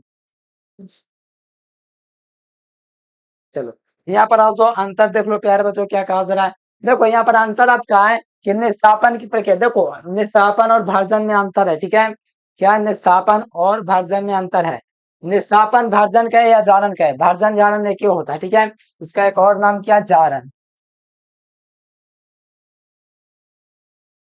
ठीक है, ये आप लोग ध्यान रखिएगा, भाजन या जारन एक ही होता है। देखो निस्तापन की क्रिया वायु की अनुपस्थिति में संपन्न होती है, जो निस्तापन की क्रिया होती है वायु की अनुपस्थिति में होती है, जबकि भाजन की क्रिया होते हैं वायु की उपस्थिति में होती है। ये यानी कि ओवरऑल आपको याद रखना, निस्तापन की क्रिया होती है वायु की अनुपस्थिति में, और भाजन की क्रिया यानी कि जारन क्रिया वायु की उपस्थिति में होता है, ठीक है। अभी यहाँ पर आइए, निस्तापन क्रिया के फलस्वरूप हमको क्या प्राप्त होता है पहले बच्चों, अभी मैंने आपको बताया था निस्तापन क्रिया के फलस्वरूप हम लोग को कार्बन डाइऑक्साइड मिलता है, ठीक है। निस्तापन क्रिया के फलस्वरूप हम लोग को कार्बन डाइऑक्साइड मिल रहा है, लेकिन भर्जन क्रिया के फलस्वरूप हमको एसो2 गैस प्राप्त होता है। क्या प्राप्त होता है, यहाँ पर आपका भर्जन क्रिया के खिलाफ आपका एसो2 गैस आपका निकालता है, मुक्त होता है, मैंने अभी आपको बताया है, ठीक है। भर्जन और इसमें क्या होता है कि कार्बोनेट अयस्क एवं हाइड्रेट अयस्क, यानी कि जो होता है आपका निस्तापन कार्बोनेट एवं हाइड्रेट अयस्क जो होता है उसको ऑक्साइड में परिवर्तित किया जाता है। सही बात है, इसमें सिर्फ सल्फाइड अयस्क को ही ऑक्साइड में परिवर्तित किया जा रहा था, जैसे पीबीओ हो गया, ठीक है, जेडएनएस हो गया, ठीक है, पीबीएस हो गया। तो ये सब क्या था, ये सब जब हम लोग जैसे हम लोग अभिक्रिया करवा रहे थे प्यारे बच्चों, तो जिंक ऑक्साइड इस प्रकार से आपका बन जा रहा था, ठीक है, क्या बन रहा है, जिंक ऑक्साइड, यानी कि यहाँ पर आप लोग देखेगा प्लस में क्या हो जाएगा 2SO2 इस प्रकार से आपका बन जा रहा था, यानी कि ओवरऑल कहा जाता है इसमें आपका क्या बना था, SO2 बन रहा था, किसमें, तो इसमें आपका, ठीक है, चलिए बहुत बढ़िया। इसमें केवल सल्फाइड अयस्कों को ऑक्साइड में परिवर्तित किया, सल्फाइड अयस्क, इसमें क्या है कि हाइड्रेट एवं सल्फाइड दोनों का यूज किया जाता है, ठीक है, अल्फा, इसमें आपको याद रखना है कि हाइड्रेट एवं कार्बोनेट अयस्क दोनों परिवर्तित हो गए। अगर आपको नहीं पता है तो एक बार और आप लोग की परिभाषा को जो एक और बढ़िया से देख लीजिए पीछे वीडियो करके, जैसे मैंने समझाया उसी प्रकार से, ठीक है। चलो आज प्यारे बच्चों यहाँ पर आप लोग नेक्स्ट पैराग्राफ क्या कह रहे हैं, अब देखो धातुओं का ऑक्साइड में परिवर्तन, ये वाला आप लोग देखो, ये वाला आप लोग देखो, धातुओं का ऑक्साइड में परिवर्तन क्या है, ध्यान से देखेगा, यहाँ पर धातु का ऑक्साइड में परिवर्तित करना या अवकरण, तो देखो धातु का ऑक्साइड का धातु में परिवर्तन, यानी जैसे कि देखो धातु के ऑक्साइड को, जैसे धातु का ऑक्साइड क्या क्या होता है, जैसे कि जिसके लास्ट में ओ हो, जैसे जिंक ऑक्साइड हो गया, और जैसे आपका क्या हो गया, जिंक ऑक्साइड हो गया, और जैसे पीबीओ हो गया, तो ये सब क्या है, ये सब क्या है प्यारे बच्चों, तो ये सब धातु के ऑक्साइड है, क्या धातु के ऑक्साइड है, लास्ट से आपका पता चला है ये धातु के ऑक्साइड है, तो कोक के साथ, कोक का मतलब कार्बन हो गया, कार्बन मोनोऑक्साइड हो गया, कार्बन कार्बन मोनोऑक्साइड को के साथ घर्म किया था, धातु का निष्कर्षण करना ही प्रागलन कहलाता है। तो यानी कि प्रागलन का परिभाषा जो ज्ञान, धातु के ऑक्साइड को कोक के साथ घर्म करना ही आपका या निष्कर्षण धातु का क्या कहलाता है, प्रागलन कहलाता है। जैसे जिंक ऑक्साइड को कार्बन से किया, ठीक है, तो यहाँ पर दोस्तों जैसे धातु के ऑक्साइड को कोक के साथ घर्म किया तो धातु का निष्कर्षण हो गया। जैसे यहाँ पर देखो धातु का ऑक्साइड कौन था, जिंक ऑक्साइड था, ठीक है, इसको जैसे मैंने कोक के साथ घर्म किया तो धातु का निष्कर्षण हो गया, क्या हो गया, यहाँ सबका जिंक निकल गया और साथ में कार्बन मोनोऑक्साइड भी निकल गया, यानी कि आपको पता चला कि धातु के ऑक्साइड मतलब कि जिसके लास्ट में ओ हो वो आपका क्या होगा, धातु का ऑक्साइड हो गया। तो धातु का ऑक्साइड को कोक के साथ, जैसे कोक यहाँ पर सब में आपको देखेगा कोक के साथ गर्म किया हुआ है, सब में आपको कोक देखेगा, ये कार्बन मोनोऑक्साइड है क्योंकि कार्बन मोनोऑक्साइड के द्वारा भी अवकरण हो सकता है, ठीक है, ये कार्बन के द्वारा अवकरण हो रहा है। धातु के ऑक्साइड को कोक के साथ गर्म करके धातु का निष्कर्षण, जैसे धातु का निष्कर्षण यहाँ से निकल गया आपका टीन निकल गया, यहाँ से लेड निकल गया, लोहा निकल गया, लोहा निकल गया, लोहा निकल गया, यानी कहने का मतलब धातु के ऑक्साइड को, धातु का ऑक्साइड जिसके लास्ट में ओ है, ठीक है, ऑक्साइड को कोक के साथ जैसे मैं गर्म करूंगा तो धातु का निष्कर्षण हो जाएगा, यही आपका प्रागलन कहलाता है। बाकी सब में आप लोग देख सकते हो। और यहाँ पर आपका स्पेशल केस दिया हुआ कार्बन मोनोऑक्साइड के द्वारा, तो कार्बन मोनोऑक्साइड के द्वारा भी गर्म किया गया तो हम लोग को क्या प्राप्त हुआ, हम लोग को दोस्तों धातु प्राप्त हो गया, ठीक है, धातु हमको मिल गया। तो ये होता है कार्बन धातु का ऑक्साइड का धातु में परिवर्तन प्रागलन विधि के द्वारा, ठीक है। और ये प्यारे बच्चों और आपका लाइन क्या है, प्रागलन आपका हो गया। अब देखो यहाँ पर अगर मान लीजिए इसमें जो होता है प्यारे बच्चों एल्युमिनियम थर्मिक विधि के यूज किया जाता है, ठीक है, क्या कहता है, दूसरा आपका होता है एल्युमिनियम द्वरावकरण। इस एल्युमिनियम द्वरावकरण में क्या होता है, यह विधि उन ऑक्साइडों के लिए प्रयुक्त होती है, यह विधि उन ऑक्साइडों के लिए यूज होती है, ठीक है,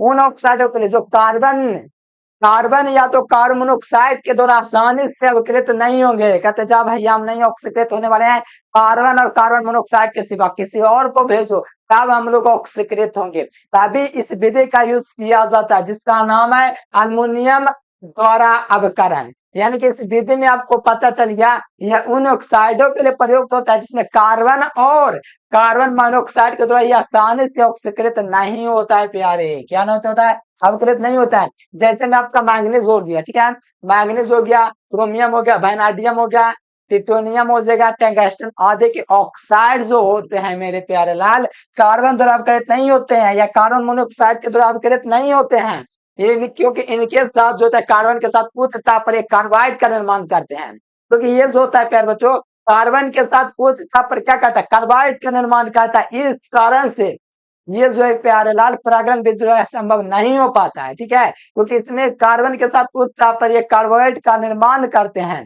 और ऐसी स्थिति में अवकरण की क्रिया अल्युमिनियम धातु द्वारा कराई जाती है। ऐसे कंडीशन में प्यारे बच्चों ऐसे अवकरण की क्रिया जो है धातु के द्वारा कराई जाते हैं। इसे हम लोग इस प्रक्रिया को एल्युमिनियम थर्मिक वेदे कहते हैं। ठीक है, एल्युमिथर्मिक वेदे प्रोसेस कहते हैं। ठीक है, ये था। तो इसको अपने को थोड़ा याद रखना है कि एल्युमिनियम द्वारा अवकरण, ठीक है, ये आपका परिभाषा है। इस विधि को हम लोग एल्युमिनियम थर्मिक विधि कहते हैं। यानी कि इस ऑक्साइड में जो है कार्बन और कार्बन मोनोऑक्साइड के द्वारा दोस्तों जो होता है ऑक्साइड में इसको हम लोग परिवर्तित नहीं कर सकते, इनके अभिकृत नहीं कर सकते हैं। तो इसको हम लोग क्या कहेंगे प्यारे बच्चों, इस विधि को हम लोग कहेंगे एल्युमिनोथर्मिक विधि। ठीक है, धार्मिक लिखा गया, ठीक है, धार्मिक कर लीजिएगा। आज वेद में, इस वेद में देखो क्या होता है। देखो इस वेद में क्या होता है पहले बच्चों आप लोग देख लीजिए, इसका कोई एग्जांपल चाहिए ना। जैसे ये एग्जांपल आप लोग जानेंगे ये एग्जांपल कैसा है। जैसे कि यहाँ पर देखो वेद इसका देखा एल्युमिनियम के महीन चूर्ण को, एल्युमिनियम का महीन चूर्ण इसमें आपको दिख रहा है। ठीक है, एल्युमिनियम का महीन चूर्ण को और धातु के oxide, chromium oxide, manganese oxide आदि मिश्रण एक बंद क्रूसिबल में लिया जाता है, बंद क्रूसिबल में लिया जाता है। यह मिश्रण थर्मिट कहलाता है। इनके थर्मिट मिश्रण हो गया इसका। ठीक है, इसका थर्मिट मिश्रण कहलाता है। और इस मिश्रण के ऊपर मैग्नीशियम मैग्नीशियम और मैग्नीशियम के चूर्ण यानी कि मैग्नीशियम का चूर्ण, और यहाँ पर आपका क्या लिखा हुआ है, इसका चूर्ण जो है ज्वलन, इसका जो चूर्ण कहलाएगा ज्वलन मिश्रण कहलाएगा, जो कि इसका चूर्ण से बने मिश्रण के अल्प मात्रा में रख देते हैं। यह मिश्रण ज्वलन मिश्रण कहलाता है। अब मैग्नीशियम के जलते हुए फीते से ज्वलन मिश्रण में आग लगा दिया जाता है। यानी कि इसमें था प्यारे बच्चों, अब मैग्नीशियम के जलते हुए फीते से ज्वलन मिश्रण में जैसे ही आग लगा दिया जाता है प्यारे बच्चों, इसके इर्द गिर्द क्या हो जाता है, आग लग जाता है। जैसे ही आपका आग लगा दिया जाता है इस फीते के द्वारा आग, तो पूरे में सौंसे में आग धर लेता है। तो ये आपको पता है क्या होता है प्यारे बच्चों, इसमें आग लगता है तो नीचे में खूब टेम्परेचर जाता है, बहुत गर्माहट होती है। ठीक है, तो अल्युमिनियम का चूर्ण प्लस में क्या है क्रोमियम, और जो थोड़ा सा नीचे आप लोग देख ले ज्वलन के मिश्रण के, ठीक है, जलने से पर्याप्त मात्रा में ऊष्मा उत्पन्न होती है। यानी कि जलने से उसके काफी ज्यादा मात्रा उत्पन्न होती है, ऊष्मा उत्सर्जित होता है। ठीक है, यहाँ पर देखो अल्युमिनियम में आपका क्या है कि अल्युमिनियम जो था क्रोमियम ऑक्साइड से जैसे ही क्रिया करता है तो आपका क्रोमियम आपका अलग हो जाता है। हमको चाहिए था कि धातु का ही निष्कासन हो जाता है, यहाँ से आपका क्रोमियम का निष्कासन हो गया और यहाँ पर टू अल्युमिनियम को इससे आपका किया गया, तो यहाँ पर लोहा आपका प्राप्त हुआ। तथा उच्च ताप पर धातु के ऑक्साइड का अल्युमिनियम के साथ प्रतिक्रिया करने पर ये धातु में बदल जाते हैं। देखो लास्ट में आपका लिख दिया कि धातु में बदल जाता है। यानी कि उच्च ताप पर धातु के ऑक्साइड को, जैसे कि आप लोग धातु के ऑक्साइड देख रहे हो ना, धातु के ऑक्साइड को, ठीक है, उच्च ताप पर धातु के ऑक्साइड को अल्युमिनियम के साथ, देखो अल्युमिनियम के साथ आपका क्रिया किया है, यानी उच्च ताप पर धातु के, ठीक है, उच्च ताप पर धातु के ऑक्साइड पर अल्युमिनियम के साथ क्रिया करने पर ये धातु में बदल जाते हैं। देख रहे हो धातु में बदल जा रहा है, नहीं समझ में, एक बार और समझो। उच्च ताप पर क्या है प्यारे बच्चों, धातु का ऑक्साइड ये वाला, ठीक है, इसको अल्युमिनियम से क्रिया कराएं तो ये हमको धातु प्राप्त हो गया क्रोमियम। यही लिखा हुआ है नीचे पे, इसकी क्या है धातु का ऑक्साइड, इसको जैसे मैंने अल्युमिनियम से क्रिया किया तो हमको धातु प्राप्त हो गया। ठीक है, ये धातु में बदल गए, तो यही आपका प्रक्रिया है। ठीक है, अल्युमिनियम द्वारा। चलिए ये सब आपको थोड़ा याद रखना है। ठीक है, चलो आज धातुओं का आप शोधन होगा। देखो धातुओं का आप शोधन आप लोग देख लीजिए, इसके बाद फिर 5 नंबर का क्वेश्चन है। ठीक है, चलिए बताइए पहले बच्चों समझ में आ रहा है, बहुत जबरदस्त सेशन ये वाला आपका है। कार्बन का शोधन होगा, देखो इसके बाद वाला जो विधि है आपके परीक्षा में 2 नंबर में पूछेगा। देखो प्रयोग कई विधियों से प्राप्त धातु इतनी शुद्ध नहीं होती है, ये उसमें सिलिका फास्फोरस कार्बन आदि अशुद्धियां मिश्रित रहती है। अशुद्ध धातु से निम्नलिखित विधियों द्वारा शुद्ध प्राप्त की जा सकती है। यानी कि कार्बन का धातुओं का शोधन के द्वारा भी किया जा सकता है, जिसमें से आपका पहला शोधन क्या होता है देखिएगा। देखिएगा यहाँ पर पहला नंबर क्या आया है, सवन क्रिया द्वारा। सवन क्रिया में क्या होता है कि आसानी से बाष्प में परिणत तो होने वाले धातु में, जैसे कि आसानी से बाष्प बन जाता है, आसानी से बाष्प में परिणत हो जाएगा। जैसे हो गया यहाँ पर क्या हो जाएगा, जिंक हो जाएगा, हो गया आपका पारा हो गया, ये सब क्या आदि जो है प्यार बच्चों, ठीक है, इस विधि द्वारा प्राप्त किया जाता है। यानी कि इसमें क्या है कि आसानी से, ठीक है, अशुद्ध धातु को लोहे के एक रिटोर्ट में लेकर के गर्म किया जाता है, निकालने वाला बाष्प एक अलग ग्राहक यानी कि इकट्ठा किया जाता था, या आप वाष्प से जो है रिटायर्ड हो जाते हैं। यानी कि इसमें क्या होता है कि इसको गर्म किया जाता है। जैसे कि इसमें आपका क्या है प्यारे बच्चों, इसमें आपका धातु का मिश्रण ले लिया गया। ठीक है, इसको जैसे ही गर्म किया जाता है प्यारे बच्चों, तो इससे जो भाप निकलेगा एक अलग डिब्बे में आपका प्राप्त कर लिया जाता है। यानी कि इससे जो प्राप्त जो वाष्प है, ठीक है, इससे जो प्राप्त वाष्प है, ठीक है, इसको एक अलग चीज में आपका बर्तन में प्राप्त कर लिया जाता है। यानी कि आसानी से वाष्प में परिवर्तित होने वाले धातुओं जैसे कि आपका जिंक को, ये सब जो है आसानी से आपका क्या हो, शुद्ध रूप में प्राप्त हो जाए। वाष्प के रूप में जाएगा तो शुद्ध रूप में जाएगा, वाष्प के रूप में जा रहा है। जैसे कि यहाँ पे क्या लिखा हुआ है, आसानी से वाष्प में परिणत होने वाले धातु, जो वाष्प में परिणत होने वाला धातु रहेगा वो आसानी से शुद्ध शुद्ध ही जाएगा। शुद्ध कैसे चल जाएगा जी, खाली शुद्ध ना जाएगा ऊपर में वाष्प बन के, तो अशुद्ध धातु को लोहे के, अशुद्ध धातु को लोहे के एक रिटॉर्ट में लेकर गर्म किया जाता है।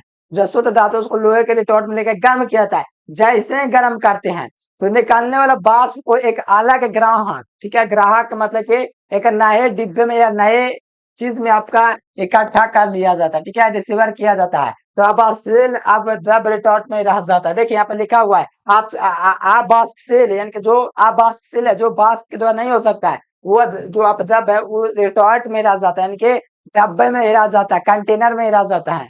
ठीक है, जैसे कि कोई कंटेनर है, इसमें आपको अशुद्ध धातुओं को डाला गया, जो शुद्ध होगा इसमें आकर जमा हो जाएगा। ठीक है, इसमें आपका नए जो है आपका कंटेनर में आपका जमा हो जाएगा प्यारे बच्चों। ठीक है, इसके सहायता से, ठीक है, यहाँ से आपका जाएगा तो नए डिब्बे में आकर ये जमा हो जाएगा। तो इसका श्रवण विधि कहते हैं, क्या बोलते हैं, श्रवण विधि। चलिए आइए यहाँ से देख लीजिए। नेक्स्ट आप लोग द्रवण विधि, देखिए द्रवण विधि आपका क्या, श्रवण विधि समझिए आप बारे द्रवण विधि का। ठीक है, इसमें बहुत सारा विधि है जिसमें आपका जो इंपॉर्टेंट है वही मैंने लिखा है। ठीक है, जो आपके परीक्षा में आते हैं। चलो यहाँ पर आज कहा जा रहा है कि द्रवण विधि, यह विधि उन टीन जैसे धातुओं के लिए प्रयुक्त होती है। जैसे कि यहाँ पर आप लोग देख सकते हैं, यह विधि उन टीन जैसे धातुओं के लिए प्रयुक्त होती है जो आसानी से पिघल जाती है। जैसे कि यहाँ पर आप लोग देख रहे होंगे पदार्थ वगैरह रखा हुआ है, शुद्ध पदार्थ, इसमें आप लोग देख रहे हैं, और नीचे से आपका हीट किया जा रहा है। क्या क्या है, हीट किया जा रहा है प्यारे बच्चों। ठीक है, हीट किया जा रहा है, क्या क्या है, हीट किया जा रहा है, हीट किया जा रहा है। जो शुद्ध पदार्थ होंगे इसे आपका कंटेनर में आकर के शुद्ध पदार्थ जमा हो जाएंगे और ढलकाओं पर रखा गया, और ढलकाओं पर रखा हुआ जो अशुद्धि होगा इसी पर आ जाएगा। जो शुद्ध पदार्थ होगा ना प्यारे बच्चों, इस तरह से आपका बह के इधर आएगा, इस कंटेनर में जमा होगा, यानी कि ढलकाओं पर रखा गया शुद्ध धातु को। ठीक है, जो शुद्ध धातुएं होगी वो ऊपर में ही रह जाएगा ढलकाओं पर भी, और जो शुद्ध धातुओं के कंटेनर में आके जमा होगा। तो शुद्ध धातु को एक भट्टे के ढलकाओं पर रखकर गर्म करते हैं तो धातु पिघल कर नीचे आ जाती है, और शुद्ध धातु ढलकाओं पर ही रह जाती है। जाहिर सी बात है, जैसे कि आप लोग कुछ गर्म करेंगे, ठीक है, जैसे कोई भी चीज गर्म करेंगे, जैसे कि आप लोग मोमबत्ती लीजिए, मोमबत्ती में क्या डाल दीजिए, लकड़ी वगैरह भी डाल दीजिए, ठीक है, ढीला पत्थर भी डाल दीजिए, और क्या कीजिए आप लोग ढुलकाओं रखिए, ढुलकाओं पर आप लोग क्या कीजिए, मोमबत्ती को रखिए, उसमें बहुत सारा रख दीजिएगा, कंकड़ पत्थर भी डाल दीजिएगा, उसको जमा दीजिएगा, और नीचे से आप लोग हिट दीजिएगा ना, तो उससे मोमबत्ती से होगा ना वो आपका पिघल के चला जाएगा, अपने रास्ते पर जमा हो जाएगा कंटेनर में। जो भी अपशिष्ट पदार्थ उसमें आप लोग डाले होंगे वो उसी पर रह जाएगा। क्योंकि इसमें ताप देंगे तो आसानी से वो आपका क्या होगा, पिघल जाएगा। इस प्रकार से आपका कंटेनर में शुद्ध पदार्थ प्योर मेटल्स आपको प्राप्त हो जाएगा। ठीक है, और ये आपका ढलकाओं पर क्या किया है, गर्म किया जा रहा है। तो देख रहे हो कि शुद्ध पदार्थ यहाँ से आपको क्या हो रहा है, मिल जा रहा है। देख रहे हो बूंदे बूंद बूंद से पूरा भर रहा है, यहाँ तक आपका भर गया जो कि शुद्ध पदार्थ था। ठीक है, और यहाँ पर आप लोग इंग्लिश मीडियम में लिखा हुआ है, ये सब था इस चैप्टर में। ठीक है, अब देखो बेसमीकरण क्या है, ये भी बहुत ज्यादा इंपॉर्टेंट है। ठीक है, ये सब आपके परीक्षा में पूछा जाता है, इसीलिए मैंने आपको करवा दिया है ताकि आप लोग एग्जाम में एकदम खौकाल मचा पाए। ठीक है, एक बार तो आप लोग को देखने का चीज है, ये सब तो आपको स्वयं याद हो जाएगा। ठीक है, मेरे को कहा जा रहा है कि बेसमरीकरण, ठीक है, ये प्रक्रिया क्या होते हैं, यह प्रक्रिया बेसमर परिवर्तक में कराई जाती है। जैसे कि आप लोग का बेसमर परिवर्तक आपको दिख रहा है, ये जो आपका क्या है, बेसमर परिवर्तक है। ठीक है, इसमें कराई जाती है। ठीक है, अशुद्ध धातु को पिघला करके, अशुद्ध जो धातु इसमें पिघला करके द्रव में वायु को झोंका जाता है। इनके अशुद्ध जो धातु है इसको पिघला दिया गया है और इसमें हवा को झोंका जाता है। जैसे ही हवा को झोंका जाता है प्यारे बच्चों, अशुद्ध धातु में हवा झोंका जाता है तो प्रवाहित किया जाता है। अशुद्ध जो होता है जैसे कार्बन, सल्फर आदि ऑक्सीडेट को होकर के निकल जाता है। ये क्या होता है, कार्बन जितना भी है और यहाँ पर आपका जो है अपशिष्ट पदार्थ वगैरह क्या होता है, यहाँ से बाहर आपका निकल जा रहा है, यहाँ से क्या हो जा रहा है, बाहर निकाल जा रहा है। और ये जो भरा हुआ है अशुद्ध पदार्थ भरा हुआ है, ठीक है, इसको गर्म किया जा रहा है और हवा इसमें डाला जा रहा है। जैसे कि सल्फर था तो सल्फर ऑक्सीजन से क्रिया किया तो सल्फर डाइऑक्साइड बन गया, और यहाँ पर आपका कार्बन था, कार्बन ऑक्सीजन के साथ क्रिया किया तो कार्बन डाइऑक्साइड बन गया। यानी ऑक्सीकृत होकर के क्या हो जा रहा है, बाहर निकल जा रहा है। ठीक है, चलिए यहाँ पर आपका क्या है कि इस प्रक्रिया में बेसमर परिवर्तन कराई जाती है। तो यहाँ पर आपका क्या होता है, शुद्ध धातु पिघल के द्रव में अशुद्ध धातु को पिघला करके द्रव्य में और वायु का झोंका प्रवाहित किया जाता है तो अशुद्ध जो धातु है ऑक्सीकृत होकर के निकल जाते हैं। अशुद्धियां जो होती है जैसे कार्बन डाइऑक्साइड हो गया और यहाँ पर आपका सल्फर डाइऑक्साइड या ये ऑक्सीकृत होकर क्या हो गया, ऑक्सीजन के साथ संयोग करके ये क्या हुआ, बाहर निकल गया। जितना भी कार्बन डाइऑक्साइड था, सल्फर था, कार्बन था, पूरा का पूरा आपका ऑक्सीजन से क्रिया करके बाहर निकल गया। क्या हो गया, बाहर निकल गया और ये आपका शुद्ध पदार्थ बच गया। ठीक है, पिघला हुआ ढलवा लोहा यहाँ पर आपका लिखा हुआ भी है। बाकी ये आपका बेसमर है। ठीक है, लोहा यानी कि लोहा में बेसमर भी यूज होता है। चलो आ जाओ यहाँ पर देखो, ढलवा लोहा और तांबा इसी भी तो देखो, लोहा और तांबा का निष्कर्षण बेसमर विधि द्वारा भी किया जाता है। ये आप लोग को याद रखना है। यानी कि ढलवा लोहा और तांबा के इसी विधि द्वारा शुद्ध किया जाता है। ठीक है, इसी विधि द्वारा शुद्ध किया था ढलवा और लोहा को, ढलवा लोहा और तांबा को यानी कि कॉपर और आयरन को इसी विधि द्वारा शुद्ध किया जाता है। चलो वैद्युत शोधन आज ये बहुत थोड़ा लंबा है, लेकिन आपके परीक्षा में जो दोस्तों ये आपका मैट्रिक में पूछा जाता है, इंटर में भी पूछा जाता है। ठीक है, चलो बताओ समझ में आ रहा है।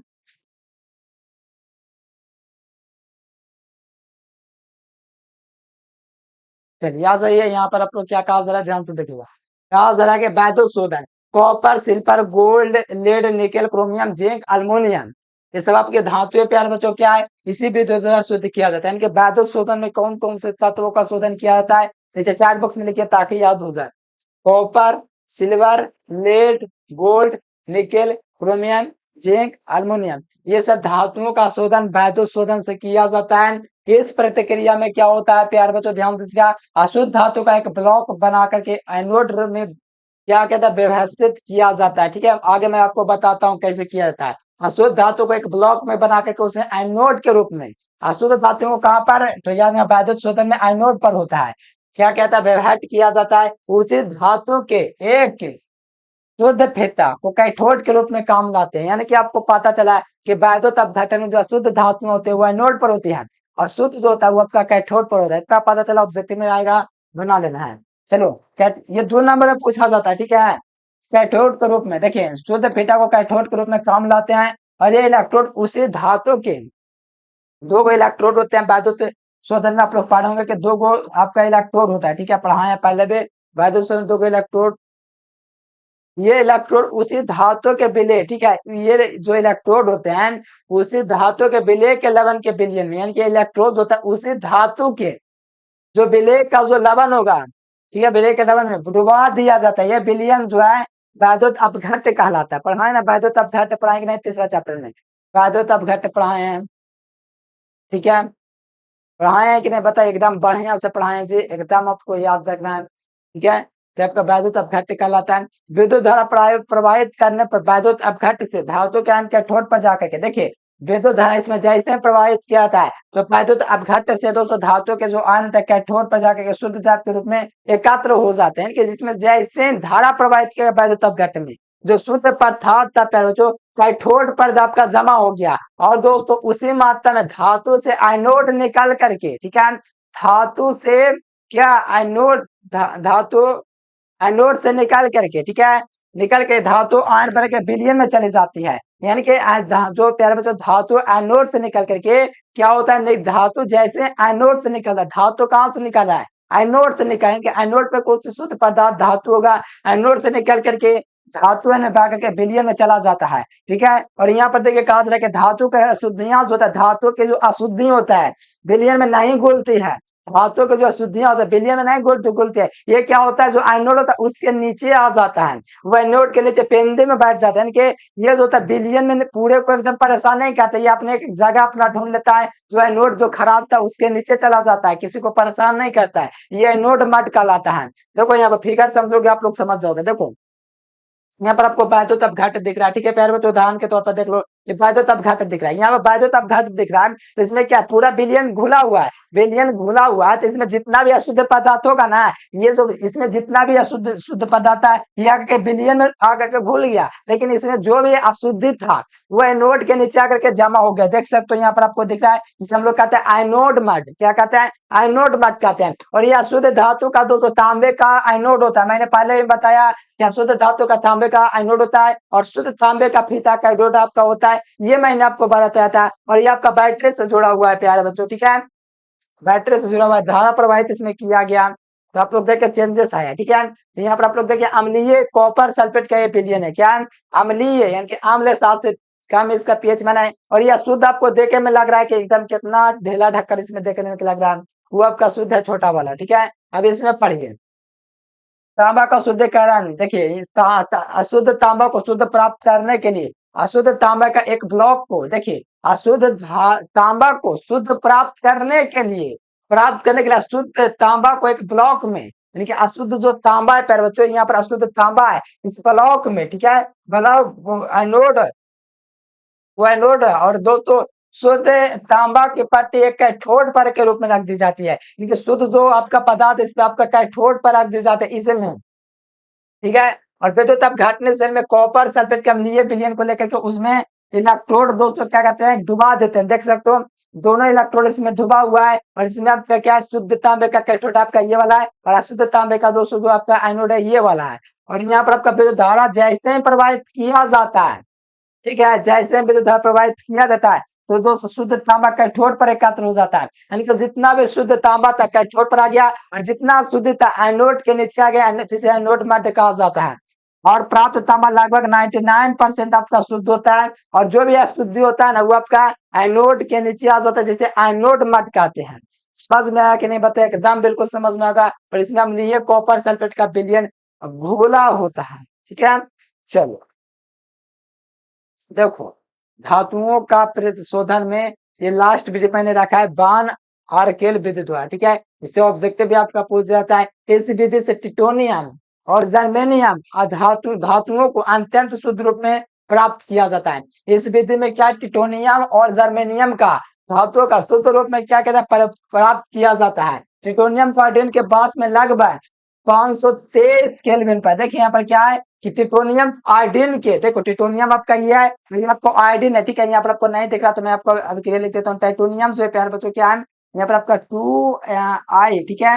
और यहाँ पर आपका 2 को दोस्तों क्या है 573, ठीक है, 523 केल्विन पर क्या कहता है गर्म करने से वाष्पशील टिटोनियम जो है क्या होता है टेट्रोनियम टेट्रोहाइड्राइड बनाता है, इनके ये आपका क्या होता है टेट्रो क्या लिखा टेट्रा आयोडाइड, देखिए टेट्रा आयोडाइड ये बना लेता है, क्या बना लेता है टेट्रा आयोडाइड बना लेता है, ठीक है। क्या बना टेट्रो आयोडाइड बना लेता है प्यारे बच्चों, ठीक है। ये आपका जो कि गैस के फॉर्म में होता है बनाता है, जिस पर टंगस्टन के ऊपर, जिसमें टंगस्टन के ऊपर देख सकते हो 1700 केल्विन पर, ठीक है, 1700 केल्विन पर आपका क्या कहता है गर्म करते हैं, 1700 केल्विन पर इसको गर्म करते हैं तो विघटित होकर के टिटोनियम ही बनता है, देख सकते हो विघटित होकर के टिटोनियम बनता है। और दोस्तों यहाँ पर आपको लोग देख सकते हो विघटित होकर क्या बना टाइटेनियम ही आपका बना, क्या बना टिटोनियम ही बना। और लास्ट में आपका आयोडीन भी निकाल गया, ठीक है, जो कि गैस के फॉर्म में था। और शुद्ध टाइटेनियम, ठीक है, अंतरिक्ष प्रौद्योगिकी में यूज किया जाता है। तो ये सब ऑब्जेक्टिव है, देखो बहुत ज्यादा इजी है, आप लोग देख सकते हो, काफी मेहनत करने की जरूरत है।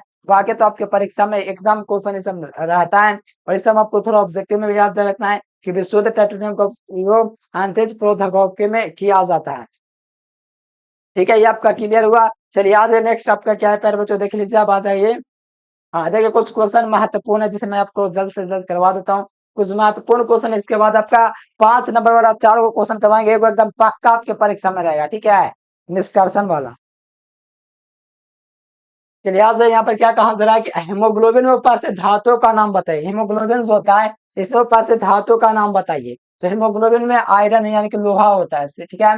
क्या होता है हेमोग्लोबिन जो होता है हम लोग का क्या होता है रक्त होता है, इसमें क्या होता है लोहा होता है, ठीक है। अब यहाँ पे देखो अल्युमिनियम के बर्तन में नाइट्रिक अम्ल को क्यों नहीं रखा जा सकता है। अल्युमिनियम के बर्तन में नाइट्रिक अम्ल को इसलिए नहीं रखा जा सकता है कि सांद्र विलयन तो हम लोग को पढ़ा चुके हैं, ठीक है। इसके कम मात्रा में आपका क्या है नाइट्रिक अम्ल है, नाइट्रिक अम्ल के संपर्क में अल्युमिनियम का निष्क्रिय हो जाता है, यानी कि प्यारे बच्चों सांद्र HNO3 के संपर्क में अल्युमिनियम क्या होता है निष्क्रिय हो जाता है, क्योंकि इसकी सतह पर अल्युमिनियम जो होता है प्यारे बच्चों ऑक्साइड का एक परत जमा लेता है, ठीक है, परत जमा लेता है। और नाइट्रिक अम्ल जो है अल्युमिनियम से प्रतिक्रिया करके क्या बनाता है H2SO2 आपका एक दोस्तों बना लेता है गैस, जो प्रोटेक्टिव सतह का कार्य करता है। यह सतह अल्युमिनियम को नाइट्रिक अम्ल के साथ अक्रियाशील कर देता है, ठीक है, यानी कि जो सतह बना ये नाइट्रिक अम्ल को क्या कर देता है अक्रियाशील कर देता है, ठीक है, क्रिया इस पर नहीं करता है। मतलब अल्युमिनियम के बर्तन में सांद्र HNO3 जो है ये रखा जा सकता है। यानी कहा जाए तो सांद्र HNO3 नाइट्रिक अम्ल अल्युमिनियम को क्यों रखा जा सकता है, तो साफ साफ है कि सांद्र HNO3 को अल्युमिनियम में रखा जाता है, ये प्रोटैक्टिव सतह का निर्माण करता है। प्रोटैक्टिव सतह का निर्माण करने के कारण ये एक प्रतिक्रिया करके H2O2 गैस बनाती है, जो कि दोस्तों इसको क्या करते हैं, अक्रियाशील कर देते हैं, यानी कि क्रिया नहीं कर पाता है। तो अक्रियाशील हो गया तो जाहिर सी बात इसमें हम लोग रख सकते हैं कोई भी पदार्थ। ये इस प्रकार से होता है, ये आपको याद रखना। प्रोटैक्टिव सतह का निर्माण कर देता है कौन, जब इसका निर्माण होता है H2O3 का तब। तो प्रोटैक्टिव का मतलब क्या होता है, प्रोटेक्ट रखता है, यानी कि मजबूती देता है, मतलब कि रक्षा करता है। इस कारण से इसमें हम लोग नाइट्रिक में अल्युमिनियम को आराम से रख सकते हैं, ठीक है। क्या कारण था तो आपको पता चला प्यार बच्चों, H2O3 गैस बनता है जो कि प्रोटैक्टिव, मतलब प्रोटैक्टिव का मतलब क्या प्रोटैक्टिव मैंने समझ सकते हो कि उसका क्या आवारण एकदम बना लेता है, एकदम आवारण इसको झांक लेता है, तो इसमें कोई परेशानी नहीं, तो आराम से इसमें रख सकते हैं अल्युमिनियम को। देखो परीक्षा में पूछा जाता है, इसका तो ये 5 नंबर में भी करवाएंगे, ठीक है। अल्युमिनियम और तांबा का दो मुख्य हिस्सों का नाम बताए तो अल्युमिनियम, देखो बॉक्साइट का आपका क्या हुआ, अल्युमिनियम और तांबे के मुख्य हिस्सों का नाम लिखे तो अल्युमिनियम का होता है बॉक्साइट होता है, फिर तो Al2O2 आपका अल्युमिनियम होता है, कॉपर पर SiO2 होता है, ठीक है। और जो फिर अगला कॉपर के दो एस्को का नाम लिखिए तो कॉपर पायराइट और सी और चाल्कोसाइट, ये सब आपको याद रखना है क्योंकि आपके परीक्षा में 2 नंबर में पूछा जाएगा। ये सब वेरी सिंपल देखने में है, लेकिन सिंपल क्वेश्चन ज्यादातर दे देता है, इसलिए आपको याद करना है, ठीक है।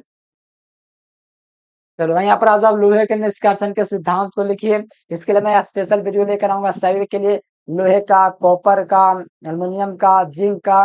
परीक्षा में आपका 5 नंबर का पूछा जाता है। तो आइए फटाफट से कर देते हैं। लोहा के दो मुख्य अयस्कों का नाम बताए, उसके मुख्य हैं अयस्क के निष्कासन के सिद्धांत को लिखिए। देखो इसका पहला बात, परमाणु संख्या जो होता है लोहा का कितना होता है, 26 होता है।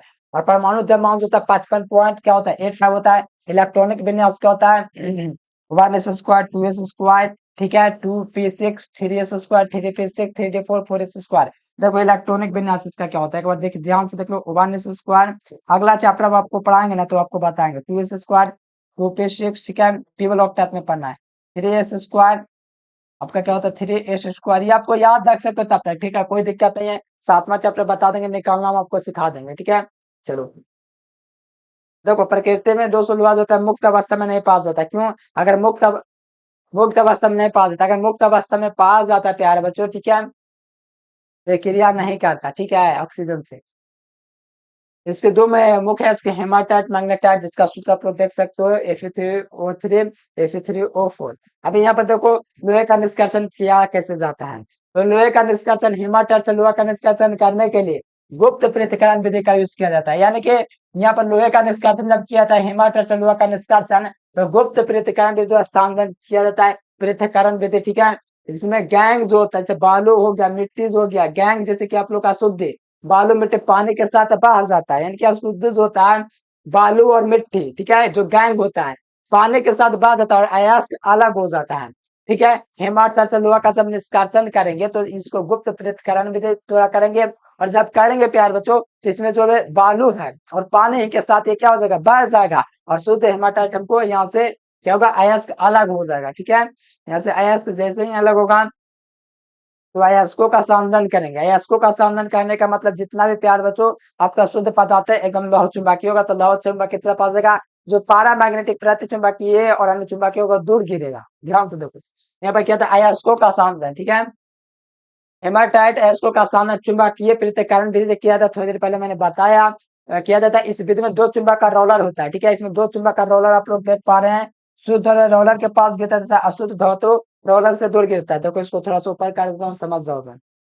देखो शुद्ध धातु रोलर के पास गिरा है, यहाँ पर आपको अगर देख रहा है फिगर तो यहाँ पर शुद्ध धातु चुंबकीय पदार्थ की तरफ गिरा और अशुद्ध जो होता है दूर गिरा, क्योंकि लव चुंबकीय पदार्थ को दोस्तों जो होता है चुंबकीय पदार्थ क्या करता है, आकर्षित करता है। तो चुंबकीय पदार्थ यहाँ पर आपका लगा हुआ है इस तरफ से, तो इस तरफ ही गिरेगा, ठीक है, क्योंकि यहाँ पर आपका क्या है ध्रुव है, और ध्रुव जो होता है किसी भी चीज का क्या होता है नॉर्थ साउथ पोल होगा, ठीक है। यहाँ पर जो आपका ध्रुव है, ठीक है, क्या पोल स्ट्रेंथ है, ठीक है। यहाँ पर देखिए इसमें लगे पट्टे पर चुनित अयस्क को गिराया जाता है, इसमें लगे पट्टे जो है प्यारे बच्चों इस पर चुनित अयस्क को गिराया जाता है, तो इस प्रकार से आता है। और जो अनुचुंबकीय पदार्थ इससे दूर गिरता है और लौह चुंबकीय पदार्थ इधर गिरता है, क्योंकि यहाँ पर जो है प्यारे बच्चों जो होता है चुंबक का मान अधिक होता है, चुंबकत्व तो ज्यादा करता है, इस कारण से वो उसके पास गिरता है। शुद्ध धातु रोलर के पास गिरता है, सही बात है, शुद्ध धातु रोलर के पास गिरेगा और रोलर माने इसके पास गिरेगा, और अशुद्ध होगा इससे दूर गिरेगा, ठीक है। अशुद्ध धातु रोलर से दूर गिरेगा। ये था आपका अभार्जन। देखो अभार्जन में क्या होता है, इसमें देखो क्या होता है, अब सांद्रित अयस्क को थोड़ा सा कोयला मिला करके छिछोलेदार हवा के वायु की उपस्थिति में क्या कहता है, गर्म किया जाता है। गर्म किया जिससे दोस्तों क्या होता है, कार्बन डाइऑक्साइड सल्फर ये आपका बन के बाहर निकल जाता है, जिसे जल वाष्प के रूप में बाहर निकल जाता है तथा शुद्ध धातु ऑक्साइड के रूप में परिवर्तित हो जाता है। यानी कि शुद्ध धातु जो होता है ऑक्साइड के रूप में परिवर्तित हो जाता है, और जितना भी ऑक्साइड था प्यारे बच्चों वो आपका बाहर हो जाता है। यानी कि सांद्रित अयस्क में जो थोड़ा सा कोयला होता है मिला करके छिछोलेदार भट्टे में जब गर्म किया जाता है, ठीक है, हवा की उपस्थिति में क्या वायु की उपस्थिति का झोंका दिया जाता है, इसमें क्या आता है, नहीं देख पा रहा होगा फिगर, फिर भी क्या कर सकते हैं, गर्म किया था, जिसके फलस्वरूप कार्बन डाइऑक्साइड ये सब जो होता है बन करके बाहर निकल जाता है। ऑक्साइड के रूप में क्या होता है, ये बाहर निकल जाते हैं, जो कि भारत मैंने पढ़ाया, जल वाष्प के रूप में बाहर निकल जाता है तथा शुद्ध धातु ऑक्साइड के रूप में परिवर्तित हो जाता है। इसके लिए एक स्पेशल वीडियो में लाएंगे, एक वीडियो में पूरा इन डिटेल सबको समझाएंगे, ठीक है। ये वन शॉट के रूप में तब तक देख लीजिए। अब परागन में ज्यादातर इसको चुना तथा पत्थर के कोक के साथ मिलाया जाता है, तो भट्ट भट्टी से जब गिराया जाता है तो इसमें क्या होता है, भट्टी के ऊपर विभिन्न क्षेत्र में अलग अलग ताप होता है, कोक के जलने से कार्बन मोनोऑक्साइड प्राप्त हो जाता है। जैसे यहाँ पर देखो कार्बन को ऑक्सीजन से तो हम लोग रिएक्ट कराए, ठीक है, कार्बन को तो यहाँ पर कार्बन डाइऑक्साइड बना, ठीक है, इस प्रकार से आपका हुआ। भट्टे के ऊपर उस समय कार्बन कार्बन जो कार्बन मोनोऑक्साइड अब कारक की तरह व्यवहार करता था, निचले से कार्बन अब कारक की तरह व्यवहार करता है। बाकी ये सब मैं एक स्पेशल वीडियो लाऊंगा, ठीक है, ये आप लोग का रिवीजन के तौर पर मैं करवा रहा हूँ, फिर एक बार और करवा दूंगा। यहाँ पर देखो होने वाले निचले हिस्से में आपका अभिक्रिया हुआ तो लोहा आपका प्राप्त हो गया और मोनोऑक्साइड में निकल गया। प्राप्त लोहा पूर्णतः शुद्ध नहीं होता, इसमें 40% कार्बन तथा कुछ अशुद्धियां होता है सिलिकॉन और आर्गन के रूप में। फिर अल्युमिनियम का तो ठीक है, इसके लिए एक स्पेशल वीडियो दे देंगे, ठीक है, ये सब आपको थोड़ा पढ़ लेना रिवीजन के तौर पर। तब तक इसके लिए एक स्पेशल वीडियो हम आपको देंगे अलग से, ताकि आपका 5 नंबर के लिए अलग वीडियो होना चाहिए। ये रिवीजन के तौर पर ले लीजिए। अल्युमिनियम का दो, देखिए लगातार पढ़ाते पढ़ाते थक जाते हैं, ठीक है, इस कारण से आप लोग रिवीजन ले लीजिए पहले। अल्युमिनियम का 2s का नाम लिखिए, तो यहाँ पर 2s का आपको दिख रहा है, बॉक्साइड दिख रहा है, एल्युमिना दिख रहा है, ठीक है। यहाँ पर सूत्र वगैरह भी देख लीजिए, AlO3 और यहाँ पर AlO3 2s2, ठीक है। हम यहाँ पे देखिए अल्युमिनियम एक रासायनिक तत्व जो धातु रूप में पाया जाता है। भूपट्ट में सबसे अधिक मात्रा में अल्युमिनियम में पाया जाता है, ठीक है, और तत्व में आपका सिलिकॉन पाया जाता है। अल्युमिनियम एक प्रमुख अयस्क होता है, अल्युमिनियम धातु का एक प्रमुख अयस्क होता है। बॉक्साइट या प्रमुख रूप से अल्मुना ऑक्साइड से आयरन ऑक्साइड तथा कुछ अन्य अशुद्धियों से मिलकर बना होता है, और बेयर प्रक्रम द्वारा अशुद्धियों को दूर किया जाता है, जिससे सिर्फ अल्मुना बच जाता है, विद्युत अपघट जो होता है अल्युमिनियम के साथ प्राप्त हो जाता है, ठीक है। अब देखो अयस्कों का साधन करेंगे तो जैसे अल्युमिनियम का हम लोग अयस्क का साधन करेंगे तो गुरुत्व प्रतिकरण विधि यूज करेंगे, और इस विधि में अयस्कों के चलते घड़ा में धोया जाता है तो शुद्ध धातु के साथ अशुद्धि जो होता है धातु के साथ बह जाता है, और जो शुद्ध पदार्थ होता है पेंदे में आपका नीचे बैठ जाता है, ठीक है। तो ये आपका इसी प्रकार से होता है अयस्कों का साधन। कौन सा विधि, तो गुरुत्व प्रतिकरण विधि मैंने आपको बताया था। चलो आ जाओ, यहाँ पर आ जाओ प्यारे बच्चों। सांद्रित अयस्क को देखो, अयस्कों का शुद्धिकरण, ठीक है, सांद्रित अयस्क को सोडियम कार्बोनेट के साथ गर्म किया जाता है। सांद्रित जो अयस्क था प्यारे बच्चों, इसको क्या है कि सोडियम कार्बोनेट के साथ गर्म किया जाता है तो सोडियम मेटा क्या एल्मुनेट बनता है, सोडियम मोटा एल्मुनेट बनता है। तो ये आपका क्या होता है, जैसे CO2 अभिक्रिया करके एल्मुना हाइड्रोक्साइड में परिवर्तित हो जाता है, CO2 से अभिक्रिया करके, ठीक है, ये आपका क्या एल्मुना हाइड्रोक्साइड में परिवर्तित हो जाता है। इस प्रकार से आप लोग थोड़ा रिएक्शन भी याद रखना। थक गया हूँ, ठीक है। इस विधि में देखो एल्मुना का विद्युत अपघटन, इस विधि में एल्मुना जो होता है क्लोराइड के साथ मिश्रण का एक विद्युत अपघटन किया जाता है, तो विद्युत धारा जैसे ही इसमें प्रवाहित किया जाता है तो एल्मुना अल्युमिनियम के साथ परिवर्तित हो जाता है, और दूसरा O2 जो होता है वो आपका बाहर निकल जाता है। देखिए ये आपका क्या एल्युमिनियम ऑक्साइड, यहाँ पर अल्युमिनियम जो होता है आपका क्या होता है O2 में आपका क्या हो जाता है परिवर्तित हो जाता है, ठीक है। तो ये भी आपको रिविजन करते जाइए, ठीक है, फिर हम आपको एक स्पेशल केस देंगे बनाने के लिए। और यहाँ पे देखो अल्युमिनियम आपका प्राप्त हो चुका है, देखो यहाँ पर अल्युमिनियम में प्राप्त करना था। अब देखो जिंक ब्लेंड से अयस्कों का सामने, जिंक प्रकृति में संयुक्त तथा संयुक्त अवस्था में पाया जाता है लेकिन मुक्त अवस्था में नहीं। जिंक संयुक्त अवस्था में पाया जाता है, मुक्त अवस्था में नहीं, ठीक है, याद रखना है, पहले पढ़ाए हैं। अब देखो इसके परमाणु संख्या 30 होता है, परमाणु द्रव्यमान आपका 65.38 होता है। जिंक के दो आप लोग इसको देख लीजिए कौन कौन है। जिंक ऑक्साइड लेकिन मैंने तीन तीन को रखा है ताकि आपको याद रहे।